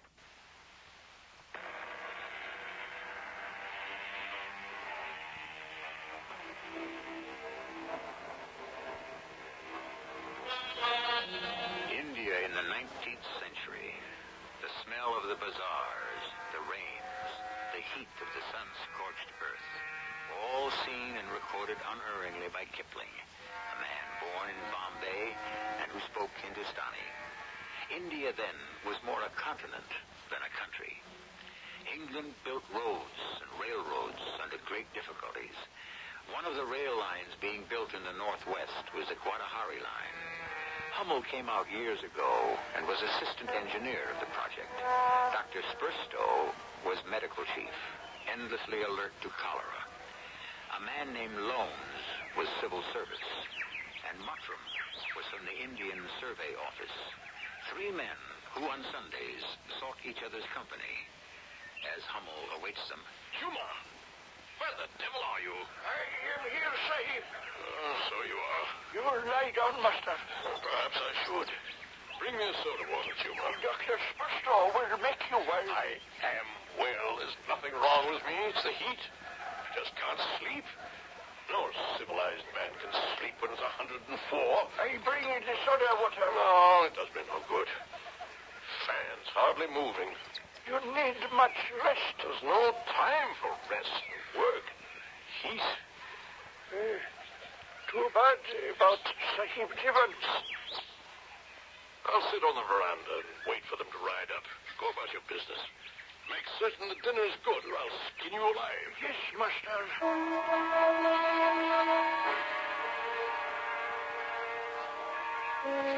Hello, Hummel. Why are you sitting out here? You're as red as a radish. Oh, come in, Spurstow. Mounds? Where's Mottram? Still in the desert. Couldn't make it. Why not? What will we do about Whist? Inconsiderate of him. Can't the Indian Survey Office spare him one day? Well, he does have to come 100 miles by rail and 30 more by horse. Well, come in, come in. Don't be hard on Mottram. Don't forget that I left a cholera-stricken camp of coolies to look after themselves for 48 hours. I'm overwhelmed by your sacrifice, Doctor. Have you got a bird in your trousers? What is the matter with you? Never mind his bad manners, Lowndes. Glass of beer will cool us all off. Maybe it would. I have none. Oh, dear. Beer ran out. I've written and wired, but the trains don't come through regularly yet. Soda water. It's got any fresh reading material? Last week's Gazette of India. My brother sent it out. It's rather amusing. Listen to this, Lowndes. An MP's speech to his constituents. I assert that the civil service in India is the preserve of the aristocracy of England. The aristocracy takes good care to maintain their lavish scale of income. Oh, that'll do. Yes, I've used 3 months' pay to have that gentleman spend a month with me and see how one fares with the independent native king. The aristocracy? What rubbish. Old Timbersides, the king I've in mind, has 3 millions in jewels and coins under his palace, and the state of the people is enough to make you sick. Yes, and what can I do? Nothing. Soon to be with you, Doctor. Oh, would you? I don't think so. About 15 deaths a day, and the poor devils look at you as though you ought to save them. Lord knows I've tried everything. How do the cases run, generally? Very simply indeed. Chlorodyne, opium pill, chlorodyne, collapse, niter, bricks to the feet, and then the burning cat. Aye. The level space at the head of the stairs leading to the river, where the bodies are cremated. And here we are, the aristocracy of England. It's too bad about Mottram. We need a fourth for Whist. Well, Hummel here is the lucky man. He has an actual roof over his head. He sees one train a day. He has books, pictures, and the society of the excellent subcontractor Jevons. Besides the pleasure of receiving us weekly. Jevons, there's an idea. Can't we dig him up, Hummel? Oh, yes, but he wouldn't be much good to us. And it would be awkward. He passed on last Monday. Oh, I didn't know. But it would be awkward to dig him up. You have a nasty sense of humor, Hummel. How did he die? By his own hand. Cholera and fever give a man a week's grace, as you know. Any explanation? I judge no man in this weather. He had a touch of the sun, I imagine. After you fellows had left, he came over and sat with me on the veranda. He told me he was going home to see his wife. He rambled on tediously. And? I got the apothecary in to look at him, and we tried to make him lie down. After an hour or two, he rubbed his eyes and said he believed he'd had a fit. Why this unusual interest, Burstow? I like the man. Go on. He went to his bungalow and began cleaning a rifle. He told the servant he was going to shoot buck in the morning. Naturally, he fumbled with the trigger and shot himself through the head. Accidentally, of course. That was the report. I'd have wired you, Spurstow, if you could have done anything. You're a queer one, Hummel. If you'd killed the man yourself, you couldn't have been more quiet about the business. What does it matter? I've got a lot of his overseeing work to do in addition to my own. I'm the only person that suffers. Jevons is out of it. By pure accident, of course, but out of it. Why didn't you let it go as suicide? Well, there was no direct proof. A man hasn't many privileges in this country, but he might at least be allowed to mishandle his own rifle. That's an odd way of putting it. Well, someday I may need a man to smother up an accident to myself. Live and let live. Die and let die. Look here, you take a pill. You're white in the face. Liver out of order. I can't sleep. That's worse. Well, what do you take for it? Nothing. I haven't had 10 minutes sleep since Friday. Well, I'll patch him up later on. Is it too hot for a ride, do you think? Where to? We shall have to leave by 8. So what is there to do? Hummel, what's that in the corner? You see that? Under those papers and that remnant of cloth. Why, have you a musical turn? Look. Spurstow, a bagpipe. I wonder if it plays. Oh, it's a wretched instrument. How did you come by it? I can't remember. Schumer found it. I should have discarded it long ago.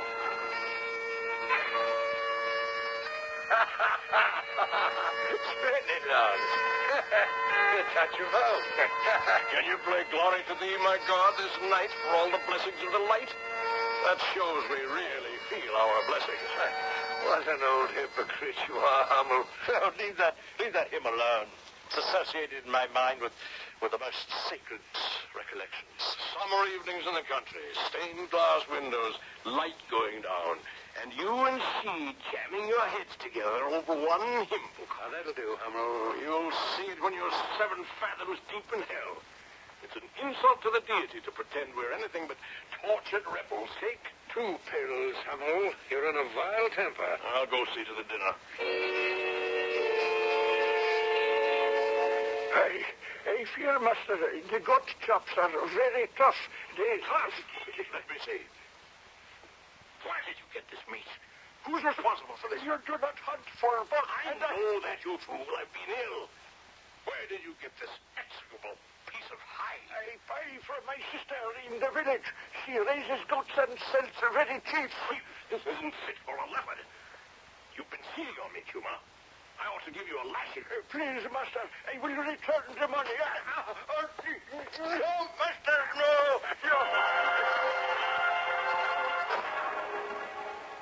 Why, he's mad, Doctor. Stay out of this, Lance. I'm leaving. Control yourself. No, he's been nasty and insulting since we arrived. Well, he's not well. You can see that. He's feverish. There is no excuse to abuse a servant.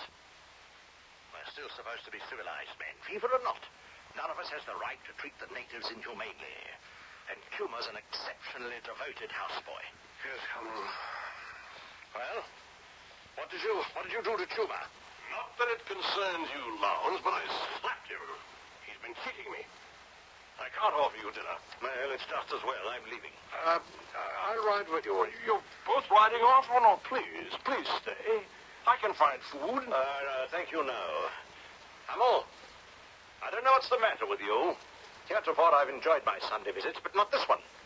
You've been disagreeable and insulting ever since we arrived. Oh, you're too touchy. And you're rude and scant of courtesy. I thank you for your past hospitality. Come along, Spurso. Spurso, please. Don't leave me. I'm not well. All right. Oh, thank you. Thank you. I'll see you out, Lance. I feel faint. It's the heat. Come right back, Doctor. I'll certify Hummel for permanent leave. He can't stay here. Well, as you please. Perhaps he'll have an accident. You are angry. Yes, very. You watch yourself. Now, Spurso, we couldn't do very well without you. Will I see you a week from now? I don't know.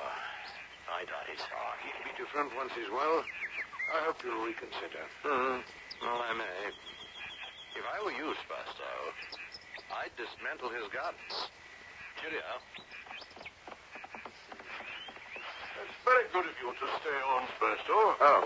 I'll have Chuma make up a bed for you. How do you feel? I feel ill. I can't sleep.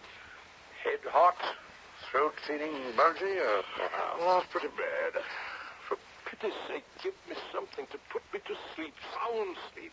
If it's only for 6 hours. I haven't been able to sleep for days. I can't stand it. Poor chap. I'm nearly mad.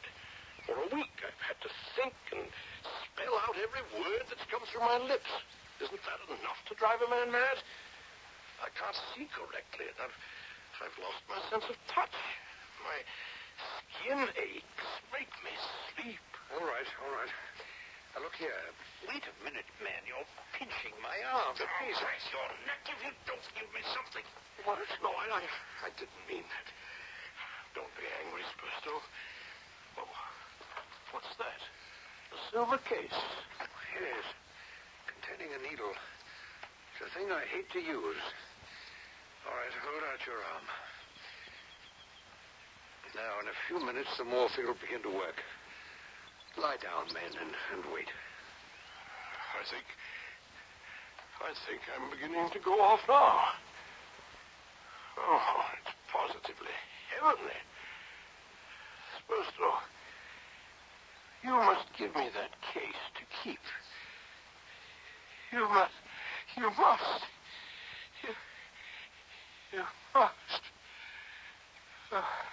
Not on your life. Now, my friend, sleeplessness of your kind is apt to relax the moral fiber in matters of life and death. So I shall just take the liberty of spiking your guns.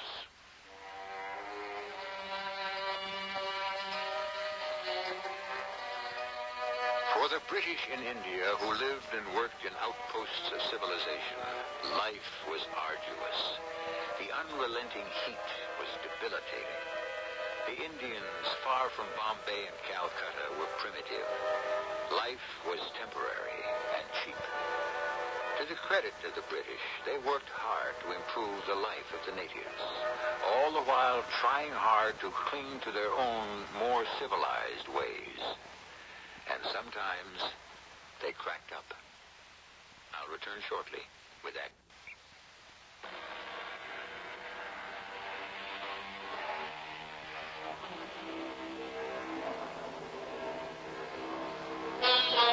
Men who live in the temperate zone find it hard to adjust to living under a constant blazing sun, to seasons of violent change, torrential rains, then months of scorching heat.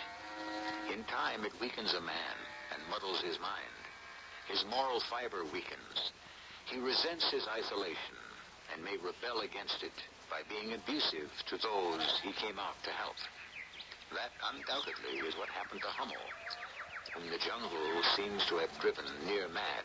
Doctor? Spurso? Where is the man? Oh, Spurso? What the devil? After my guns, is he? What are you doing, may I ask? You startled me. Well, I should hope so, you fool. Ah, you're lucid again. That's a good sign. Have you finished? Yes, I have. I've taken the cartridges out of your 12-bore. What? I believe in taking precautions when I'm with someone suffering from delirium. Such a man is not to be trusted. Yeah, you seem better. Well, that morphia doesn't work. Generally, I'm quick as lightning, but you clogged my feet. I was nearly caught. You were what? Well, a place down there. I've been afraid of it for months. It's made every night a hell for me. And yet I'm not conscious of having done anything wrong. Look here, I'll give you another dose.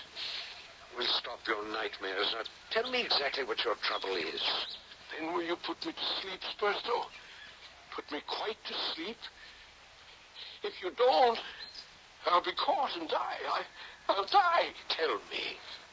Well, a blind face that cries and can't wipe his eyes. A blind face that chases me down corridors. Whose face, Hummel? Put me to sleep. You have the silver case. Yes, right here. You must go on leave, Hummel, as soon as possible. There we are. It occurs to me that unless I drink something, I shall go out before my time. Hot tea, 3 or 4 cups. Excellent remedy against heat apoplexy. Dr. Sahib. Oh, Shimmer. Yes, master. Well, it's late. I thought you'd left or gone to bed. Did he hurt you? He said he would lash me. I did not cheat him. My sister, I lash her for selling such old goat meat. No fresh meat. Master does not hunt for many days. Will you prepare some tea for me, Chuma? Yes, I make tea. Thank you. Are you staying on? You go in big room. I bring the tea. Well, he's asleep in there. Oh, first time in long time, Doctor. Yes. Perhaps I should have my tea on the veranda. No. Do not go on the veranda. Jackals. Oh, jackals, eh? Yeah.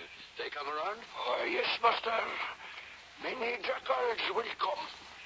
Why do you say that? Because those from dark places are in cottage here. Yes. Well, perhaps you're right. But I shall have my tea in here, if I may. Yes. Water will soon boil. You hear? Jackals. Can you tell me what happened to Master Jevons? He did. Oh, yes, I know. Shot in head. Master say Jevons Sahib clean gun and it shot him. He very good hunter. So I understand. Who are those from the dark places, Chuma? Evil spirits here in cottage. Maybe I go to sister in village. No one from dark places there.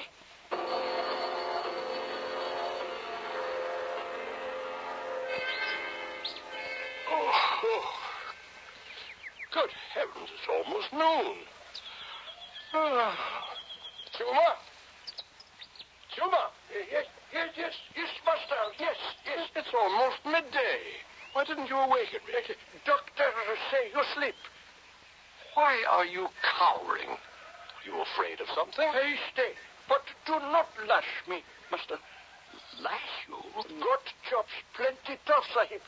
I have no idea what you're talking about. Has the doctor ridden off? Him on the veranda. Not so hot today. Oh, that will be a blessing. Breakfast, Chuma? Yes, master. How are you, Hummel? Oh, good morning, Doctor. Chuma asked me not to lash him. What's that about? Do you know? Yes. You were off the rail last night. Oh, I don't remember.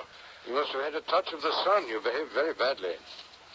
Lowndes was unforgiving when he rode off. Oh, I'll apologize when he's here next Sunday. Look here. If I write you a medical certificate, will you apply for leave on the spot? No. Why not? You want it. Oh, it won't be so bad now that you've shown me the way. Morphia is an extreme measure. I can't prescribe it as a regular measure. Oh, I can always wire you if I become desperate. Besides, now that I've got into the way of sleeping, it'll be all right.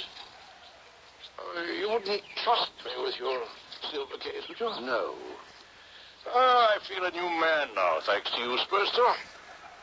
You're returning to camp now? Well, I must, but I'll try to look you up every other day. Just what did I do last night, Spurster? Oh, it's best forgotten. No, I'd rather know. Well, you were quarrelsome and insulting to us. Including Tuma? The chops were tough when you lost your temper with him and slapped him. You're fortunate he didn't leave. I am not a cruel man, Spurster. Well, any man can be provoked into cruelty, and you were. By that nightmare of yours.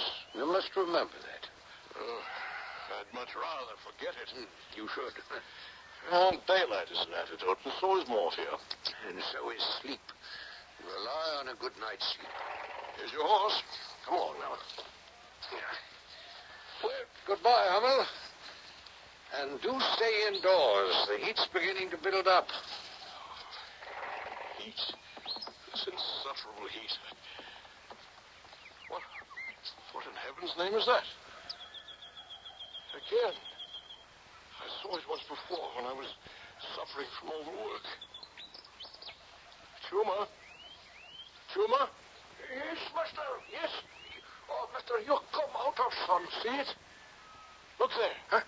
On the veranda. There's nothing there, Sahib. Of course there is. It's a figure of myself. You are on the veranda, Sahib. If the thing slides away from me, all in one piece, like a ghost, I'll know it's only my eyes and stomach that are out of order, but if it walks, then my head is going. I make hot tea plenty quick, master. Help me, Chuma. Yes, we go inside, yes. Yes, it keeps moving away from me. Please, you sit down, master. I make hot tea. It's dissolving like swimming specks in my eyes. The thing walked away. My mind, it's going.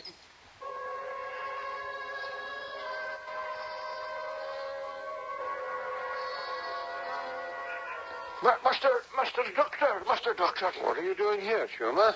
I'm very busy. Oh, Master Bad, you come. No, I can't leave the men. Everyone needs my attention. Oh, Master, see self on the veranda. Oh, dear. Delirium. He say silver box and get well medicine. It's out of the question, Tuma. He'd peg out. Oh, please, Doctor, you make him well. I can't help. I'm very sorry. Look, give him plenty of hot tea and make him lie down. He afraid. They cut him. Go to the apothecary. Tell him to see Master Hummel. I simply cannot leave, Tuma. Do the best you can. I'll be by on Sunday, not before.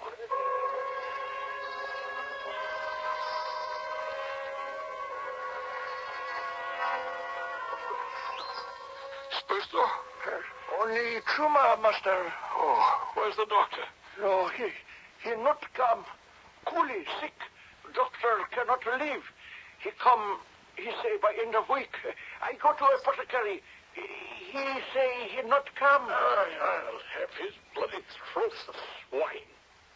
Why did the apothecary say he wouldn't come? Not understand, Master. Did he say something about Jevons? Dead. Buried somewhere. I know that. What did he say? Only that Jevons is dead and buried somewhere. What else did he say? Only him dead. He shot himself accidentally. Yes, Master. Yes, Master. Yes, Master. I said, ring your scrawny neck. I make tea and fix hot dinner. I don't care what you do. You lie down. Feel lots better, Master.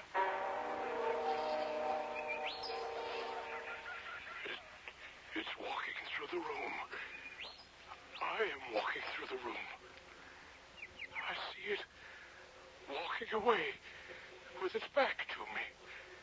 My figure. I see it. And isn't that Lowndes? Lowndes?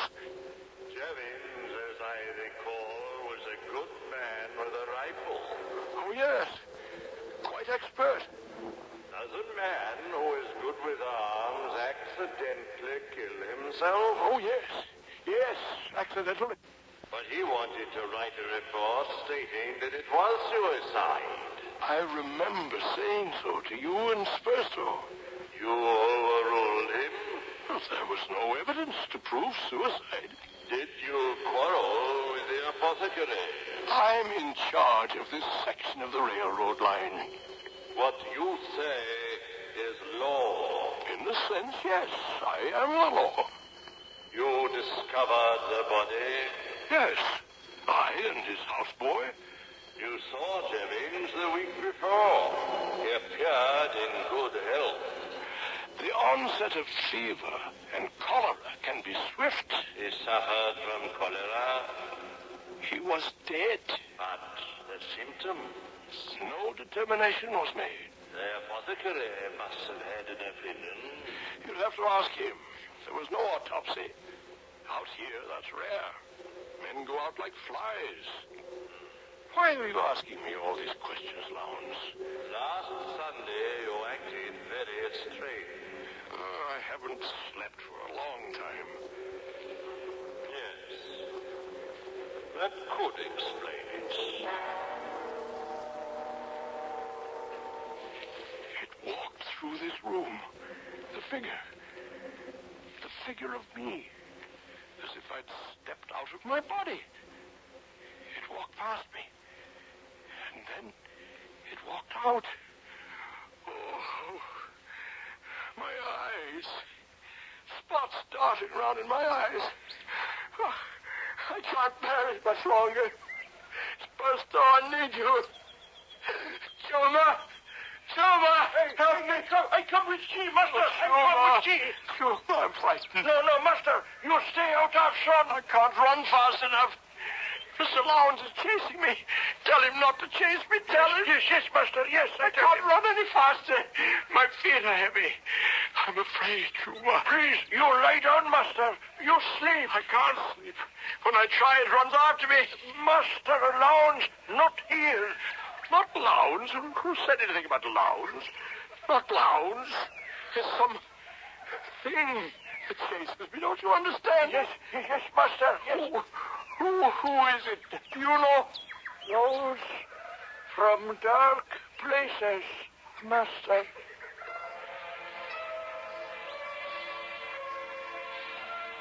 Man is resilient. His body can endure great hardships. What sustains him is a sound, clear mind. When that slips, for whatever reason, his mind becomes his enemy. Physical pain is not as devastating as mental torment. And that is what has driven Hummel to the edge of insanity. I will return shortly with Act 3. WJ Detroit.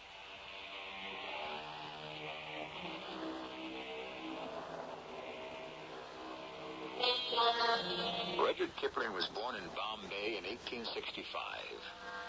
When he returned from school in England, he was 17, and his father, then curator of the museum in Lahore, got him a job as assistant editor of the Civil and Military Gazette. It was during his leisure that he began to write his stories of India. His information was firsthand. Often at night, he said, he would wander till dawn in all manner of odd places, in and about the narrow gullies under the mosque of Wazir Khan. And he met the soldiery. His stories ring true. He knew his subjects. He knew Hummel. The following Sunday, Spurstow reins in his horse and... Lord! Pull up. No, Mottram. He was that he's still stuck out in the desert. Let's pull up for a few minutes, eh? I'd like a cigarette. Well, any word about Hummel? No, I was unable to visit him. The coolies were too sick. I didn't think I'd see you today. As I decided the last minute. Any change out here is welcome, even if it means holding my tongue when Hummel is abusive. Quite right, too. Well, it's a change for a day, and it's good for our pent-up frustrations. Oh, yes, I have plenty of those. As a doctor, you can do something for those who are ill. I'm supposed to minister to the body politic. I tell you, it's almost hopeless. Old Timbersides acting up again? Well, yes, it's one miserable intrigue after another. You know, he has absolutely no interest in improving the lot of the natives. Will it ever change? Oh, no. Not in my lifetime. I should tackle the king with a light hand, Lowndes. They'll hate you quite enough under any circumstances. It's weary work. I'd sooner be with you, Buster. Oh, would you? I don't think so. Oh, really bad week? Oh, very. But I'm happy to see you, truly. Well, we're here, and that's reassuring. As you know, there are very many places in the East where it's not good or kind to let your acquaintances drop out of sight, even for one short week. That's really why I decided to ride in. Hummel may be well enough to join us. He's had a week to recover. The apothecary probably fixed him up. Oh, yes, he's a conscientious man. I'd say so, yes. He wanted to certify Chevin's death as suicide. I wonder what really did happen. Well, accidental death is a more dignified way of going out. I'm inclined to believe it's the truth. Jevons wasn't suicidal. No. But, of course, there's another alternative. No, that's imagining. And couldn't be true.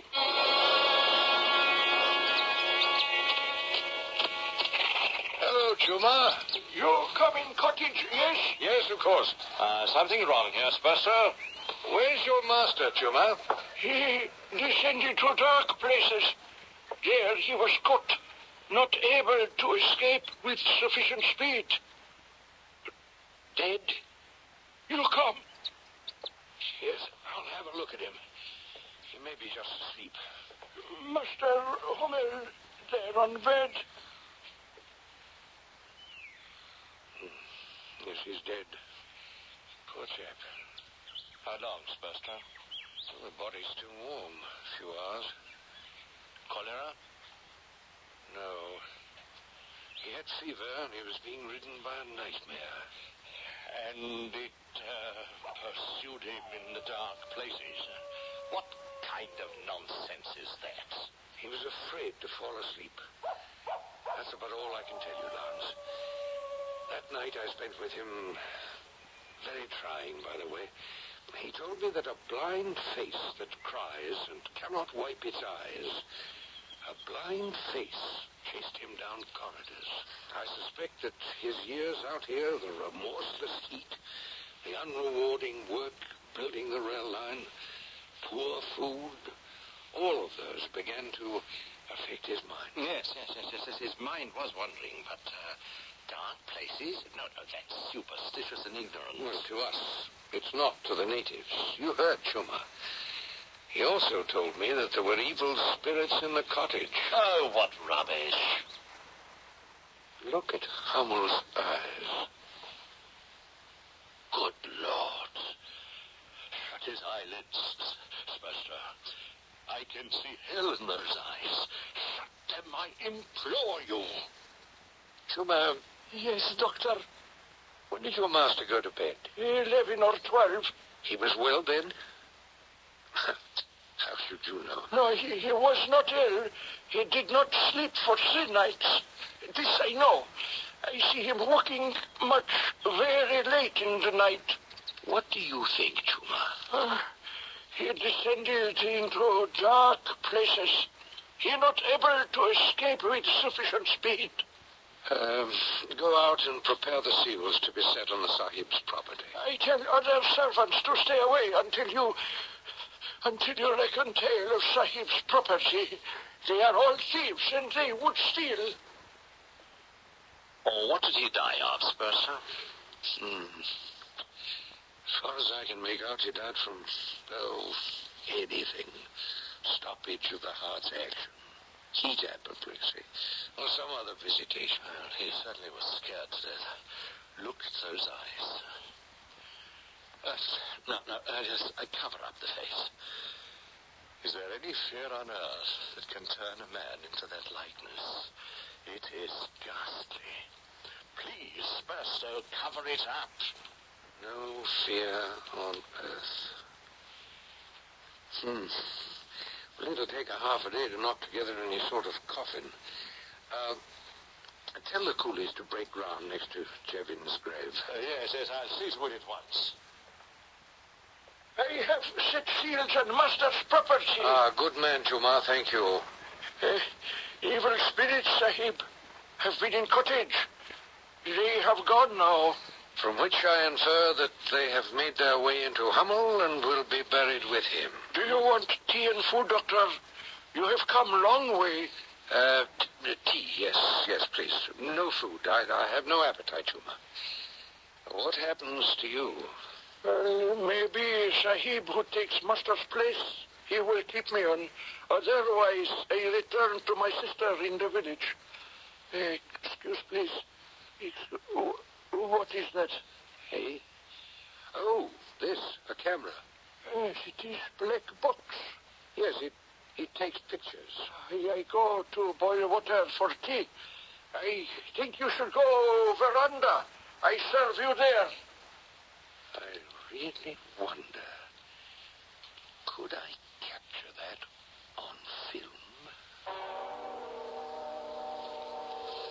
Spurster? Right here, on the veranda. I say you've got too much stirred up. That black box of yours, what is it? You know how the natives feel about pictures. Yes, of course, the camera's an instrument of the devil. It imprisons their faces on film and captures their souls. Yes, well, I respect that. Oh, so do I. What's this got to do with the picture I might take of the late Hummel? Well, there's something grisly about it, for one thing, and, Chuma's afraid that the picture would capture the evil ones, and I just don't like it. It isn't in medical science. What isn't? Things in a dead man's eyes. You saw them. Oh, for goodness sake, leave that horror alone. I've seen a native die of pure fright when a tiger chivvied him. I ain't know what killed Hummel. Indeed. Well, I'm going to try to see. Tea and a biscuit and some sliced meat, Sahib. Excellent. Thank you, Juba. And the doctor? He'll be here directly. Here's with the master. He has black box. Good Lord. That's Hummel's voice. But Hummel's dead. Spurstow.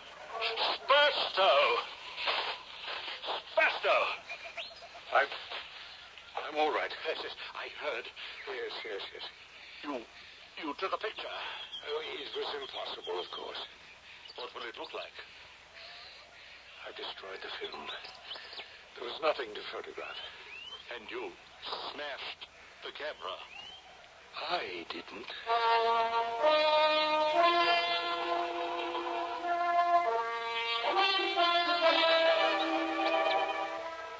We'd better leave, Lance. Go back to work. I've written the death certificate. Yes, I have my horse. Yes, we can pick them up when we come back for the burial. We'll leave them at the station.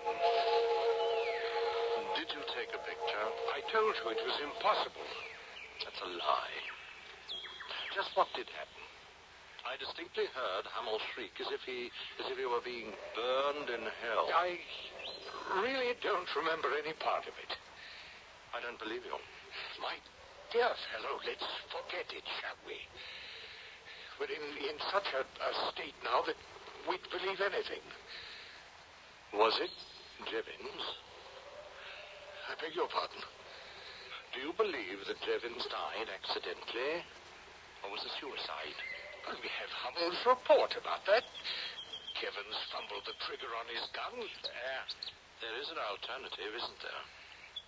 I never realized that you have such a vivid imagination. I'm just trying to be rational. Well, without evidence, I haven't the vaguest idea. What do you infer? Let me answer it this way, Lance. And I'm not being facetious. There may be heaven, there must be hell. Me Meanwhile, there is our life here.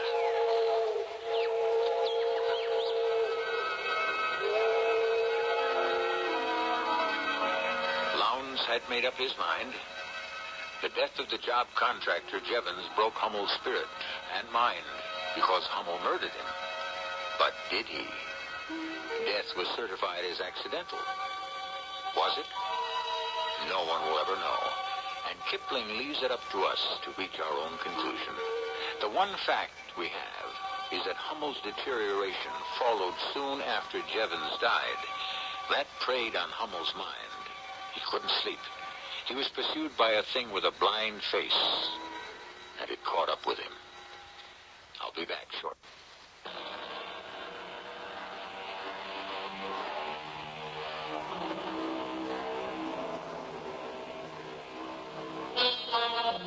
What did Dr. Spurstow experience when he took that picture of Hummel's eyes? Did an ectoplasmic Hummel reach out from the image on the negative? Is that why there was that thrashing about noise? Your guess is as good as mine. Is it all improbable? The painter Matisse once showed a picture to a visitor who said, "I've never seen a woman like that." To which he replied, "It isn't a woman, madam. It's a picture." If a painter is permitted certain distortions, why not the writer of fiction? Our cast included John Beale, Court Benson, and Earl Hammond. The entire production was under the direction of Hyman Brown. And now, a preview of our next tale. This must have been made by one of the master carvers. And the age of it. 19th dynasty, am I right? The original probably was.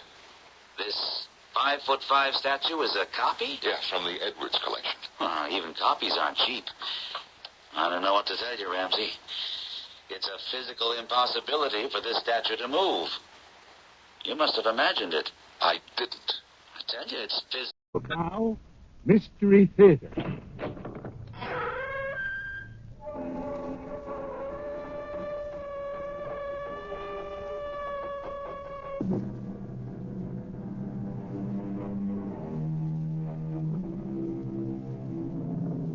Come in.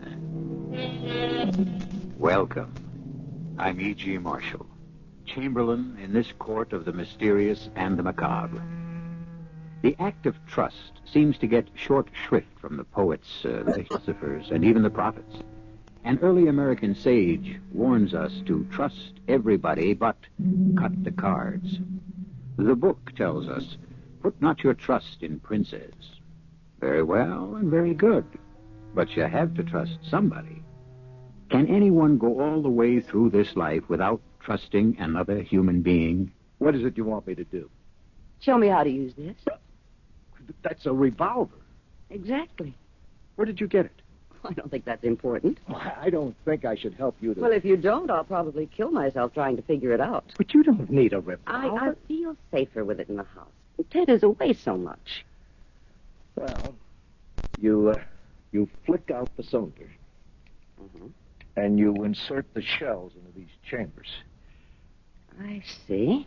And now you flick back the cylinder, and I hope you never have to use it. But the gun is ready to fire. You just point it and pull the trigger. Like, so? Like so. But not at me. Why not at you? Myra. I intend to kill you.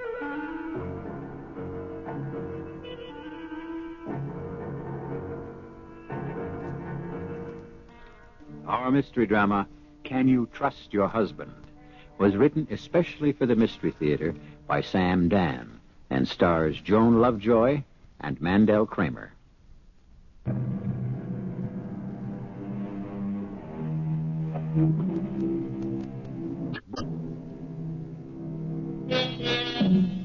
Somehow, love seems to have become the province of the young. Ask almost anyone to name two people who were deeply in love, and the answer almost automatically is Romeo and Juliet. Well, let's face it, Romeo and Juliet were a couple of teenagers who only knew each other for a brief interval. They conveniently died before they would have to weather the storms of marriage and responsibility. The lovers of record should be Philemon and Baucis, or Darby and Joan, couples who lived with each other and put up with each other for 50 and 60 years. That, dear friends, is love.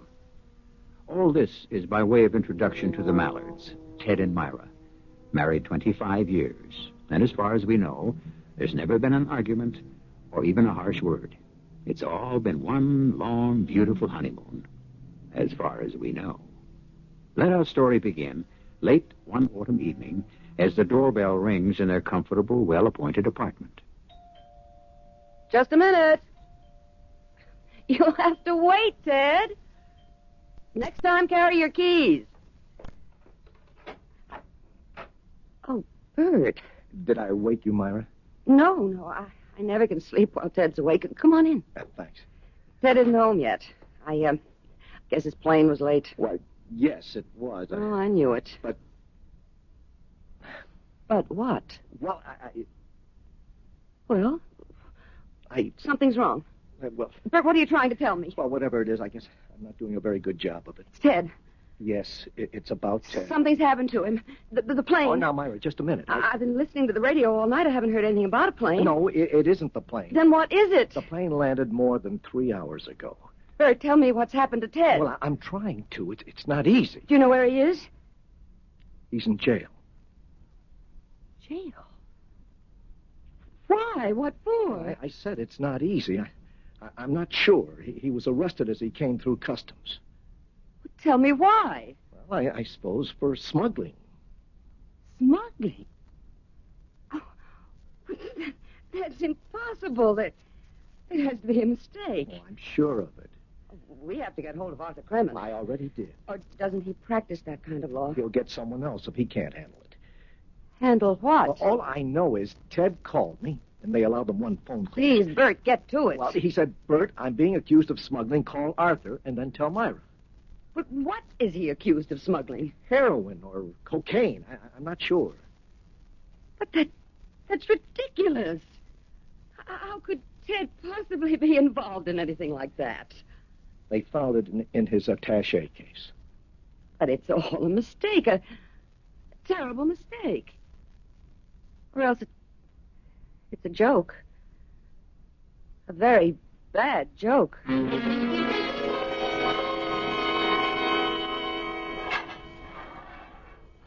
Ted, oh, Myra, darling. Myra, I didn't want you to come here. Why not? Because it's a prison cell. Are you all right? I don't know. I'm in prison, Myra. Well, it's not exactly prison. You're just being held here because of some awful misunderstanding. Oh, darling, it's prison. People like me, like us, we only read about these things. But Arthur says he'll go before a judge in the morning and see about setting bail. That's another word. Bail. Do you realize I'm going to be out on bail as if I were some common criminal? Darling, Ted, tell me what happened. I simply couldn't get a word out of Bert. What happened? How many times have I done this? I got off the plane, picked up my luggage, walked through customs, except this time I didn't walk through. This time, when they searched my attaché case, they found a packet, they say, of first-grade cocaine. Well, then it couldn't have been your attaché case. But it was. How did the cocaine get there? I don't know. Couldn't you have seen it? No. Why not? Because it was concealed in a secret compartment. What secret compartment? I don't know, darling. I didn't know I had one. But surely... Surely what? Surely nothing, darling. I know how upset you are. You don't need me giving you a third degree. They were waiting for me, Myra. Waiting? Yes. Ordinarily, customs is just routine.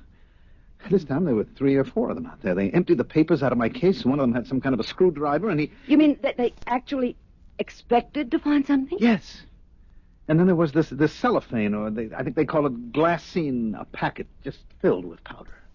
Well, it's a mistake. Well, of course. Obviously, it couldn't have been your attaché case. You see, that's the answer. Myra, I told you it was. Ted, you're being framed.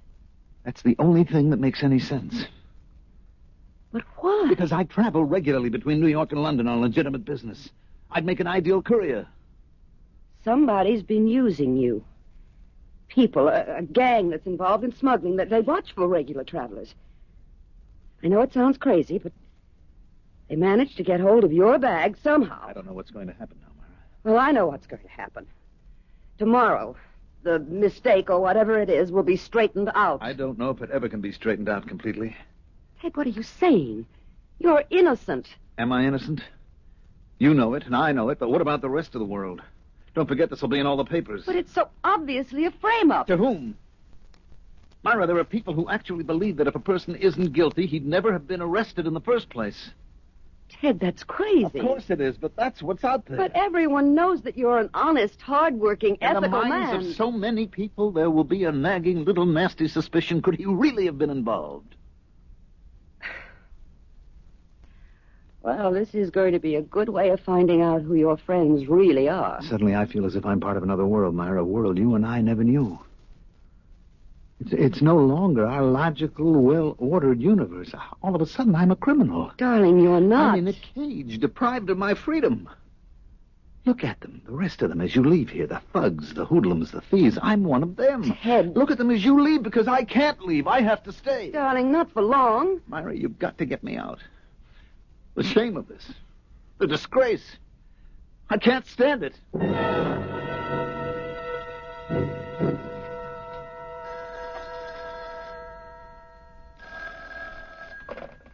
Hello? Myra. Bert, where are you? Courthouse. Was Arthur able to get bail set? Well, that's what I'm calling you. Bert, please, just tell me. There's a problem, Myra, and Arthur's going to be tied up with it, so he asked me to call you. Bert, will you please tell me? Well, it looks like Arthur can't get bail. What do you mean he can't get bail? Well, it's the law. A person is entitled to bail. He is, and he isn't. Well, I'm going right down there. Myra, it won't do you any good. You see, because of the size of the package and the fact that they've had their eye on Ted for a long time... Now, you just stop there. You stop right there. Please, Myra. I'm only reporting the facts. The federal prosecutor moved for suspension of bail. But that's not legal. Well, in some cases... Well, there has to be someone I can talk to. They claim Ted is so important to this narcotics ring... What narcotics ring? That he would simply jump bail and leave the country. Bert, do you know what you're saying? Or else his life would be in danger. So what this amounts to is protective custody. Huh. And Arthur, our fine attorney Arthur, to whom we pay a fortune every year as a retainer, is just standing there and taking it. Now, Myra, you must be fair to Arthur. Be fair to Arthur? Arthur's fighting it. He's filing an appeal.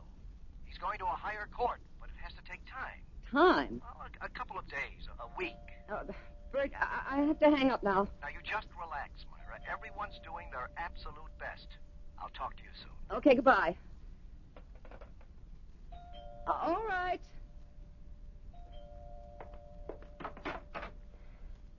Yes? Mrs. Mallard? Who are you? I'm Lieutenant Jack Denson of the Narcotics Squad. We're cooperating with the federal authorities. And? Here are my credentials. I see them. May I come in? Why? To discuss your husband's case. My husband doesn't have a case. He's a victim of a frame-up, of some sort of ghastly mistake. There's nothing you can gain from talking to me. I'm here to help you, Mrs. Mallard. Help you and your husband. Help us in what way? Well, I'd rather not discuss that in the hallway of your apartment building. Very well, come in. The only way you can help us is to clear up this terrible mistake and get Ted out of that jail. What makes you think it's a mistake? What makes me... My husband is innocent. What makes you think so? I'm going to have to ask you to leave this house. First, answer my question. What makes you think your husband is innocent? The fact that you love him? Of course I love him. Has that become a crime? Your entire attitude toward your husband is based on the fact that you love him. And love happens to be blind. Please, spare me your dime store philosophy. You don't live with a man for 25 years without getting to know him. Ours was no ordinary marriage, or maybe it was. Maybe all marriages are the same. I wouldn't know. But we were together in everything. We had no secrets. I don't believe we even had separate thoughts. We lived with and for each other. So he couldn't have been doing anything wrong, because I would have known it. How would you have known it? Evidently you're not married. Or if you are, it's not what I would call a marriage. I would know. He wouldn't have to say a word or leave a clue. But I would know. if he were doing anything wrong. So what do you say to that? I wish I knew what to say, Mrs. Mallard. I wish I knew how to say what I have to say. Then please stop beating around the bush. You're a fine woman, Mrs. Mallard. I'm in no mood for flattery, Lieutenant. Say what you have to say and get out. I'm sorry I'm forced to tell you this, but your husband, whom you love, and with whom you're so close, has been leading a double life.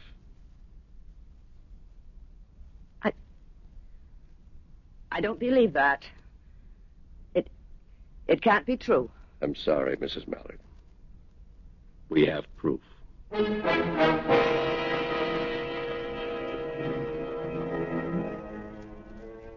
There are parts of the world where it never rains. The bright golden sun shines in a deep blue sky, and all is beautiful and cheerful and gay. And after a while, you accept it as something that will last forever. But as the song says, into each life some rain must fall. And when it does, those who have never known what it is to be drenched usually suffer the most. I shall return shortly with Act Two.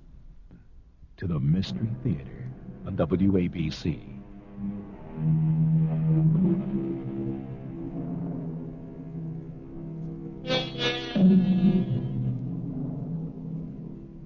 For 25 years, Myra and Ted Mallard have had a wonderful marriage.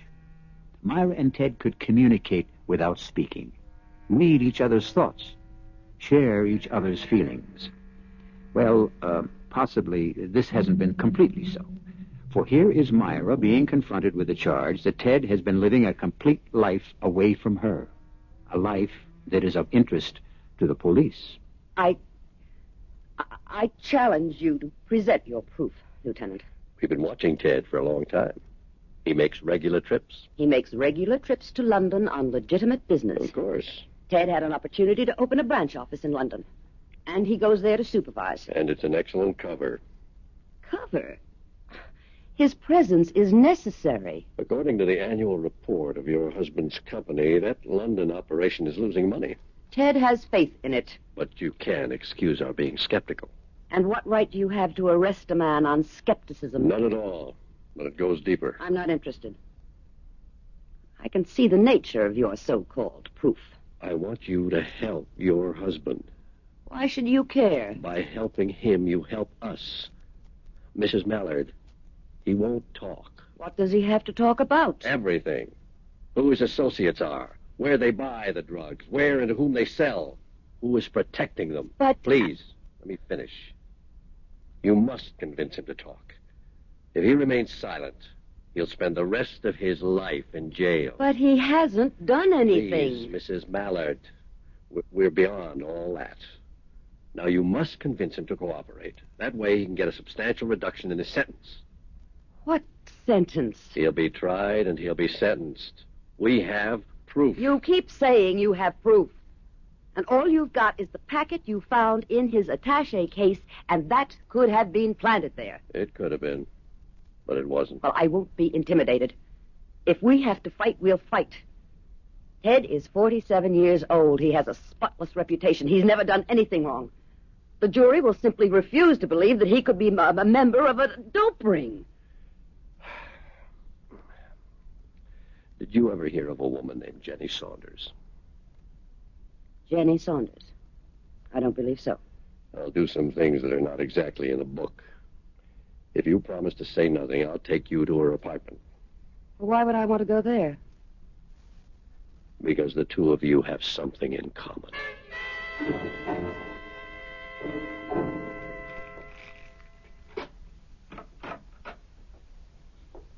How does it happen that you have a key to this woman's apartment? Well, you see, she's cooperating with us.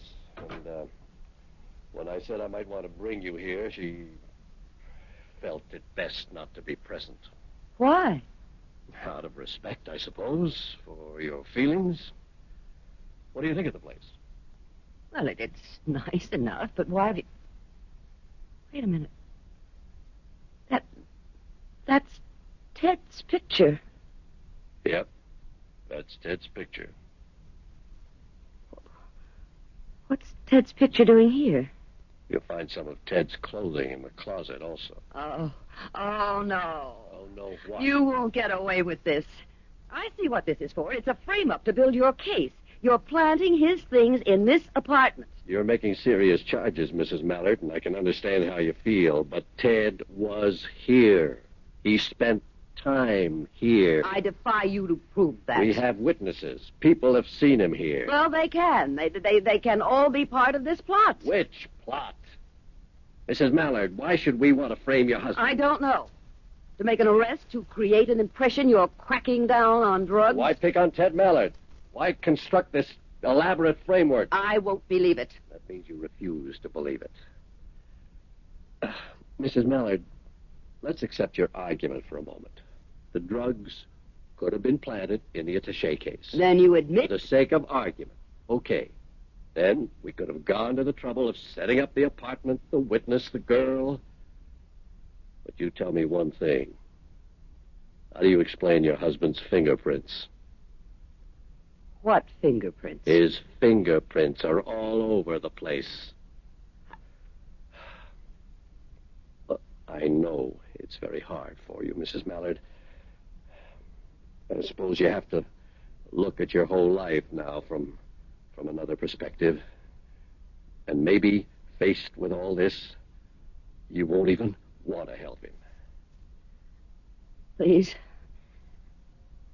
Let me out of here.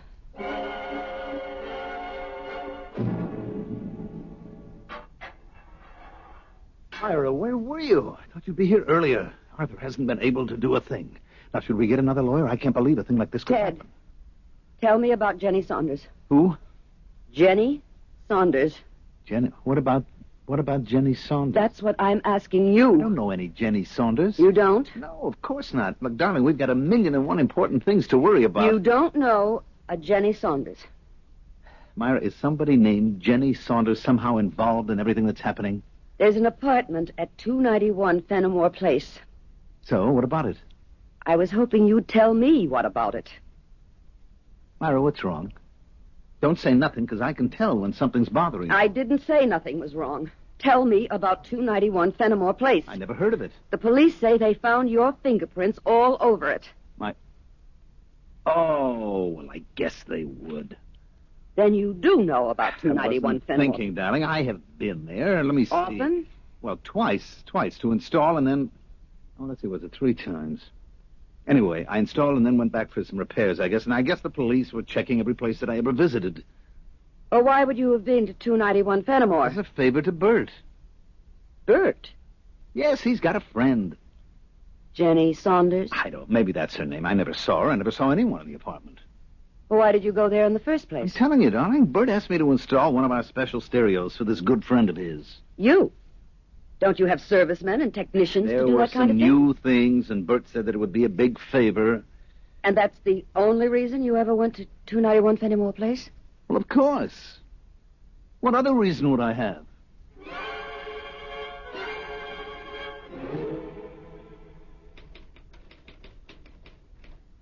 Oh, hello, Mrs. Mallard. Hello, Harriet. Is Bert Hollis in? Oh, yeah, he sure is, but he's on the phone. That's all right. I'll wait. Look, I don't believe it about Mr. Mallard. I mean, well, he's just about the straightest guy there is. Harriet, tell me something. Does the name Jenny Saunders mean anything to you? Say it again, Mrs. Mallard. Jenny Saunders. Does it mean anything? Yeah. What? Well, I don't know. I mean, oh, gosh. Well, who is it? Look, does this ever happen to you? You know you've heard something somewhere, but you can't for the life of you remember when or where. Now this name, Jenny Saunders. Yes? I did hear it. Apropos of what? Apropos of, I can't remember. Oh, please, Harriet, try to recall. No, it doesn't do me any good to try. It's very important. But, I mean, it's all just sloshing around somewhere in my subconscious, and it'll come to the surface when it wants to. Well, you will let me know, won't you, if you should happen to remember? Oh, sure. Oh, Mr. Hollis's light is out now, so he's off the phone. Why don't you just go in? Thank you. Bert? Myra, come in. Sit down. Thank you. Is there something new? I know Arthur's still waiting for the Court of Appeal. Bert, who is Jenny Saunders? Well, I've never heard of her. Now, look, I know how long you and Ted have been friends. And, of course, your instinct is to protect him, but Bert... Oh, Bert, I have to know. What do you have to know? If my husband has been having an affair with a woman named Jenny Saunders. Ted? An affair? Oh, no, never. It's impossible. Bert, I looked in the mirror today, and I see that it could be possible. Myra, I know Ted. Please and listen I say to never. me, please. When I think of Ted and me and our marriage, I believe I'm still 20 and he's still 22. But I'm not, and he's not. And I have wrinkles, and a girl named Jenny Saunders is probably quite young. And you're being quite silly. Ted would never... Are you familiar with an apartment at 291 Fenimore Place? 291 Fenimore... No. Should I be? Yes, if you have a friend who lives there. No, I don't know anyone who... Well, since you have never heard of the place, and you don't know anyone who lives there, then you couldn't possibly have asked Ted to personally install a special super stereo. Ask Ted to what? You heard what I said. Well, I heard it, but I can't believe it. Well, why would I ask Ted? I see. Myra, please. Why did you ask me such a question? What are you driving at? What's happened? I'm not sure. When Ted was arrested at the airport the other night, I thought that was the end of the world. Now I see that may have just been the calm before the storm.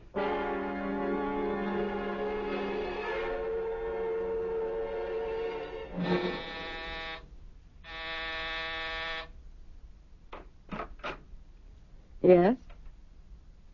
You're Jenny Saunders. Okay. Where do we go from here? I'm Myra Mallard.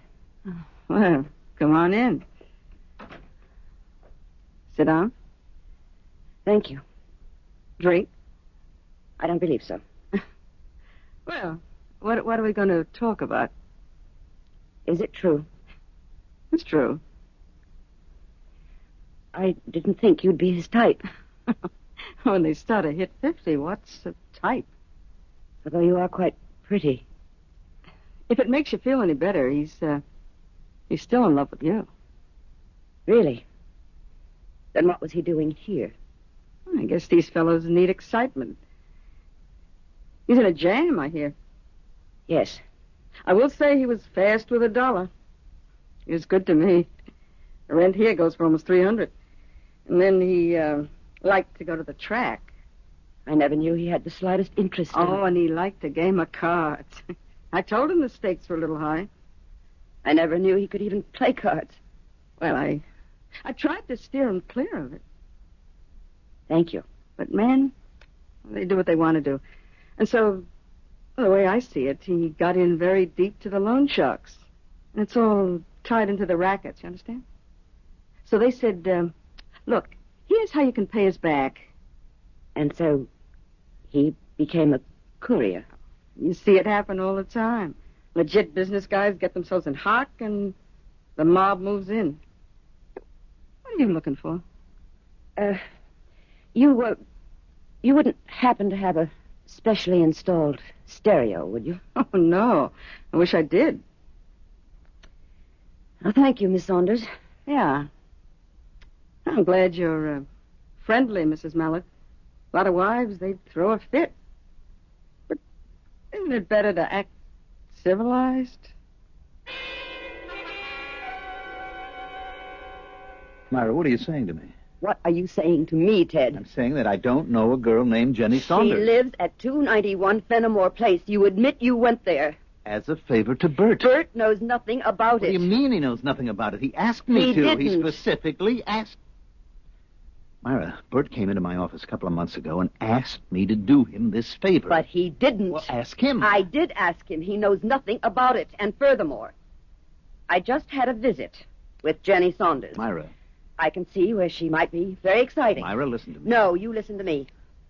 Call Lieutenant Denson. What for? So you can make a deal and be out of here in a few years, or maybe even months. Do you mind telling me what you're talking I'm about? talking about a man who fell in love with a woman half his age. Myra. All right.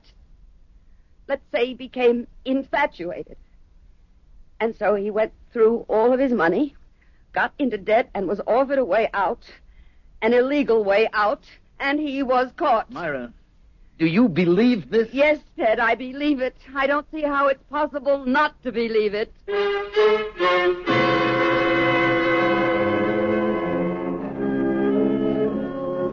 How is it possible, indeed, not to believe it? How can one doubt the evidence? Evidence based on the reasonable, logical, and sensible interpretation of the facts that exist. Certainly, a man must be proven guilty beyond the shadow of a doubt. Is there even a shadow here? Everything seems so clear-cut. I'll be back shortly with Act 3. The Mystery Theater returns on WABC.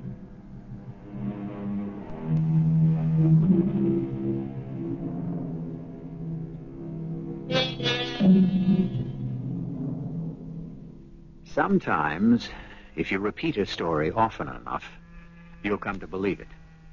For instance, for 25 years, Myra Mallard has been telling herself that she has the perfect marriage, a union that was made in heaven, as they say. And perhaps she has been so taken by the idea that she refuses to accept reality. And reality seems to be another woman, and a prison cell, and a narcotics-carrying charge.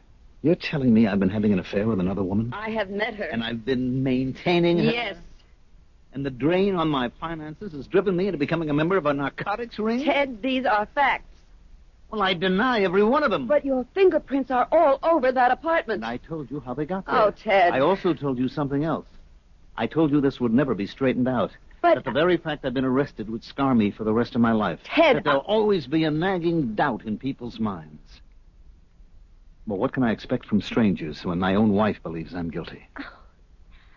Ted, I don't know what to believe. I'd know what to believe if you were the one who was sitting in jail. I'd believe what you told me. I'm trying to, but only evidence. I wouldn't care for evidence. I'd know that the person I loved would tell me the truth. I don't think we have the kind of marriage that we thought we did. Or at least that I thought I did. Ted, what do you want me to do? What do I want you to do if you have to ask? I'm all mixed up. We had a paradise, you and I, Myra. But at the first storm, look what happens to it. Darling. The other night you said to me this would be a good way to find out who my friends are. Well, it's better than that. It's a good way for me to find out who my wife is.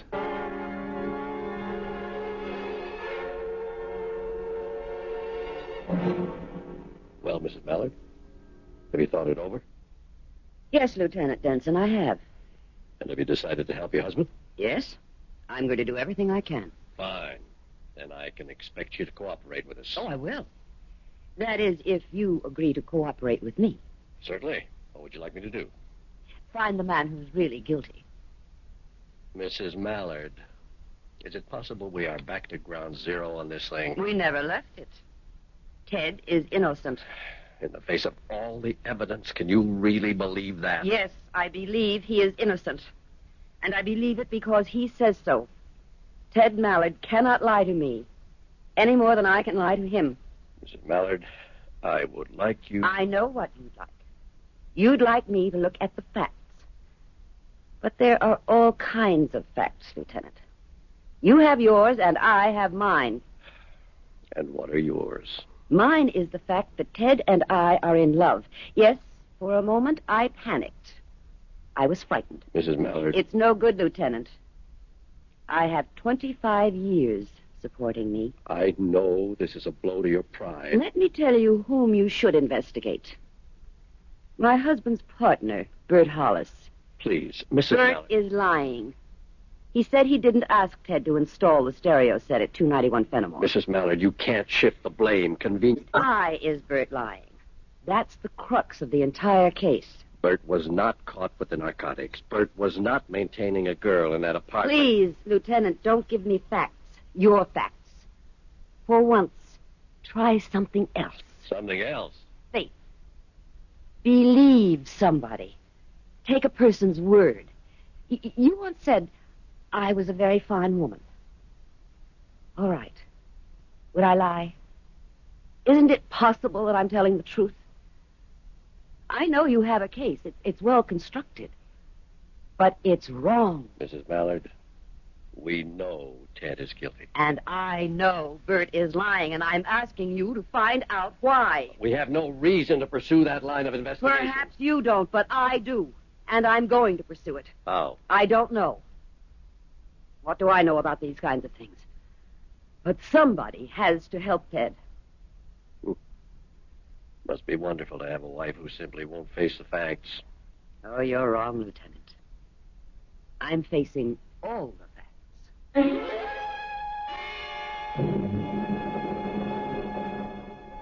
Why would Bert lie? I don't know. Think. I told you, I don't know. Have you had any differences of opinion about the business? No. Is he in debt? Not that I know of. Can you think of anything, any reason why he would do this to you? Bert and I have been friends since college. All right, the attaché case. How could the cocaine have gotten in there? That's beyond me. Oh, Ted, you're not being very helpful. Well, did I ever think I'd be framed? It's Bert. It has to be Bert. But why? I don't know. I'd have been willing to bet my life on Bert. Just as I'd be willing to bet my life on you.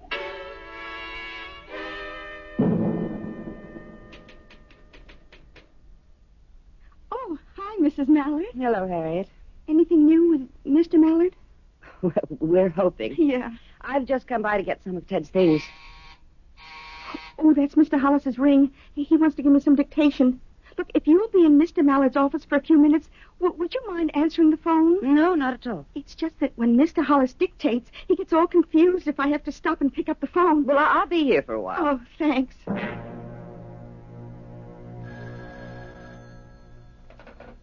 Yes? Is Bert there? No. Well, he's supposed to be there. He knows I'd be calling. He just stepped out for a moment. Tell him Smitty wants him. Oh, well, yes. What do you mean? Oh, yes.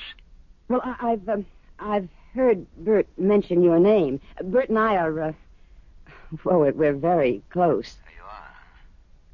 What about the Saunders dame? Oh, that's all over. Look, it's a lot of dough. And it's due. He knows how and where to bring it. Myra, Harriet said you were here. Oh, I just wanted to get some of Ted's things. Why? He'll be out of jail soon. I feel it in my bones.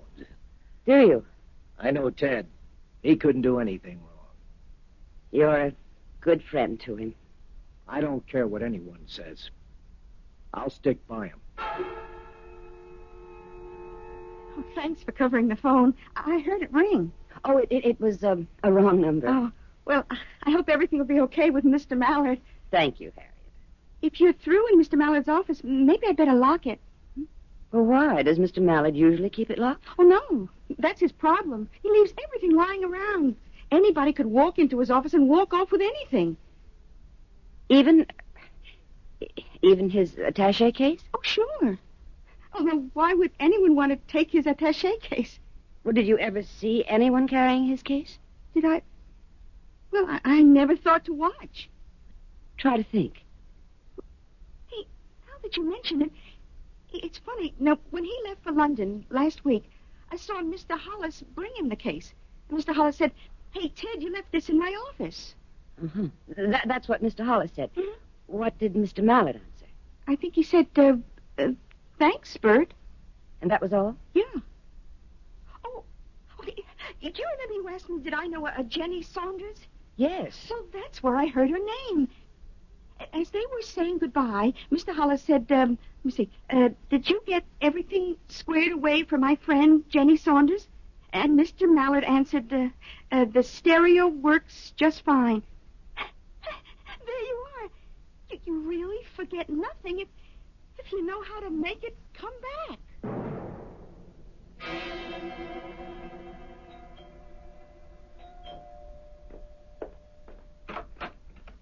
Hello, Bert.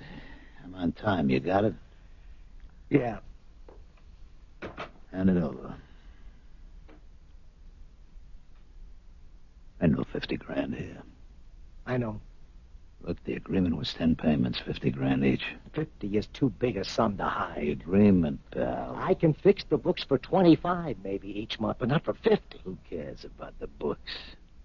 That's why we got Mallard out of the way. So you could have an open road. His wife was there today. Why? I don't know why. Maybe she suspects something. Why should she suspect? I don't know. I said maybe. Look, you're the one who said all you needed was to get Mallard out of here, and the till would be wide open. Okay, but you have to be cautious. Cautious? The way you drop money on the ponies, the cards, the dames? Look, it'll just take a little bit longer, but I'll pay you fellas back. What's that? I don't know. Nobody's supposed to be here. Maybe it's Jenny. How could it be Jenny? I heard you two are quits. Quits? Where did you hear that? Your secretary told me. She doesn't know anything about Jenny. Wait a minute. Hey, what are you going to do with that gun? Somebody's in that closet. What are you trying to do, Bert? Set me up? No, I don't. All right, whoever you are, come on out of there. Myra. You know this dame? It's Ted's wife. Hello, Bert. Who is your friend? Myra, I couldn't help myself. So you did frame Ted after all. Please, Myra, you don't understand. It was Jenny. Jenny Saunders. I couldn't keep away from her. All right, we can't hang around here. What are you going to do with her? I don't know.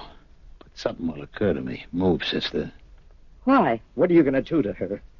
She has to disappear. You let her alone. Murder was no part of the deal. Look, Bud, people do what they have to do. I said no. Please, Myra.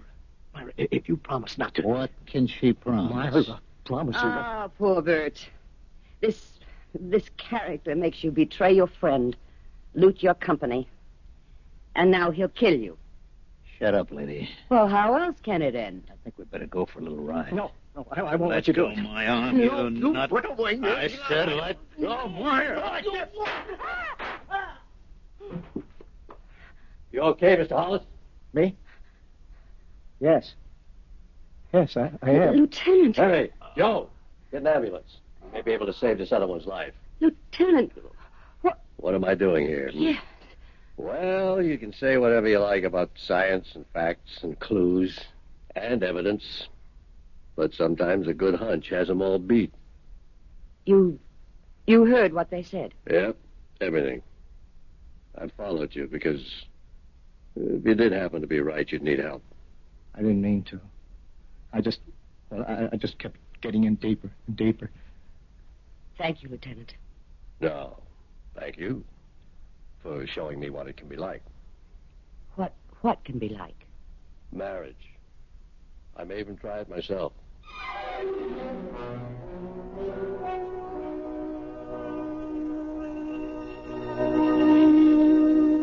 And he did. Or so we are told. Well, what is the moral here? You may be sure that faith can overcome any difficulty. And as the Persian poet said, the sweet breath of love can blow away the mightiest mountains. So, you have faith, for I shall return in just a few moments.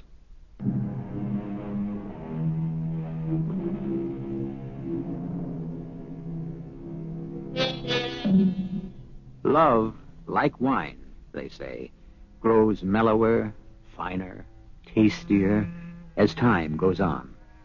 Just as youth is wasted on the young, so is love.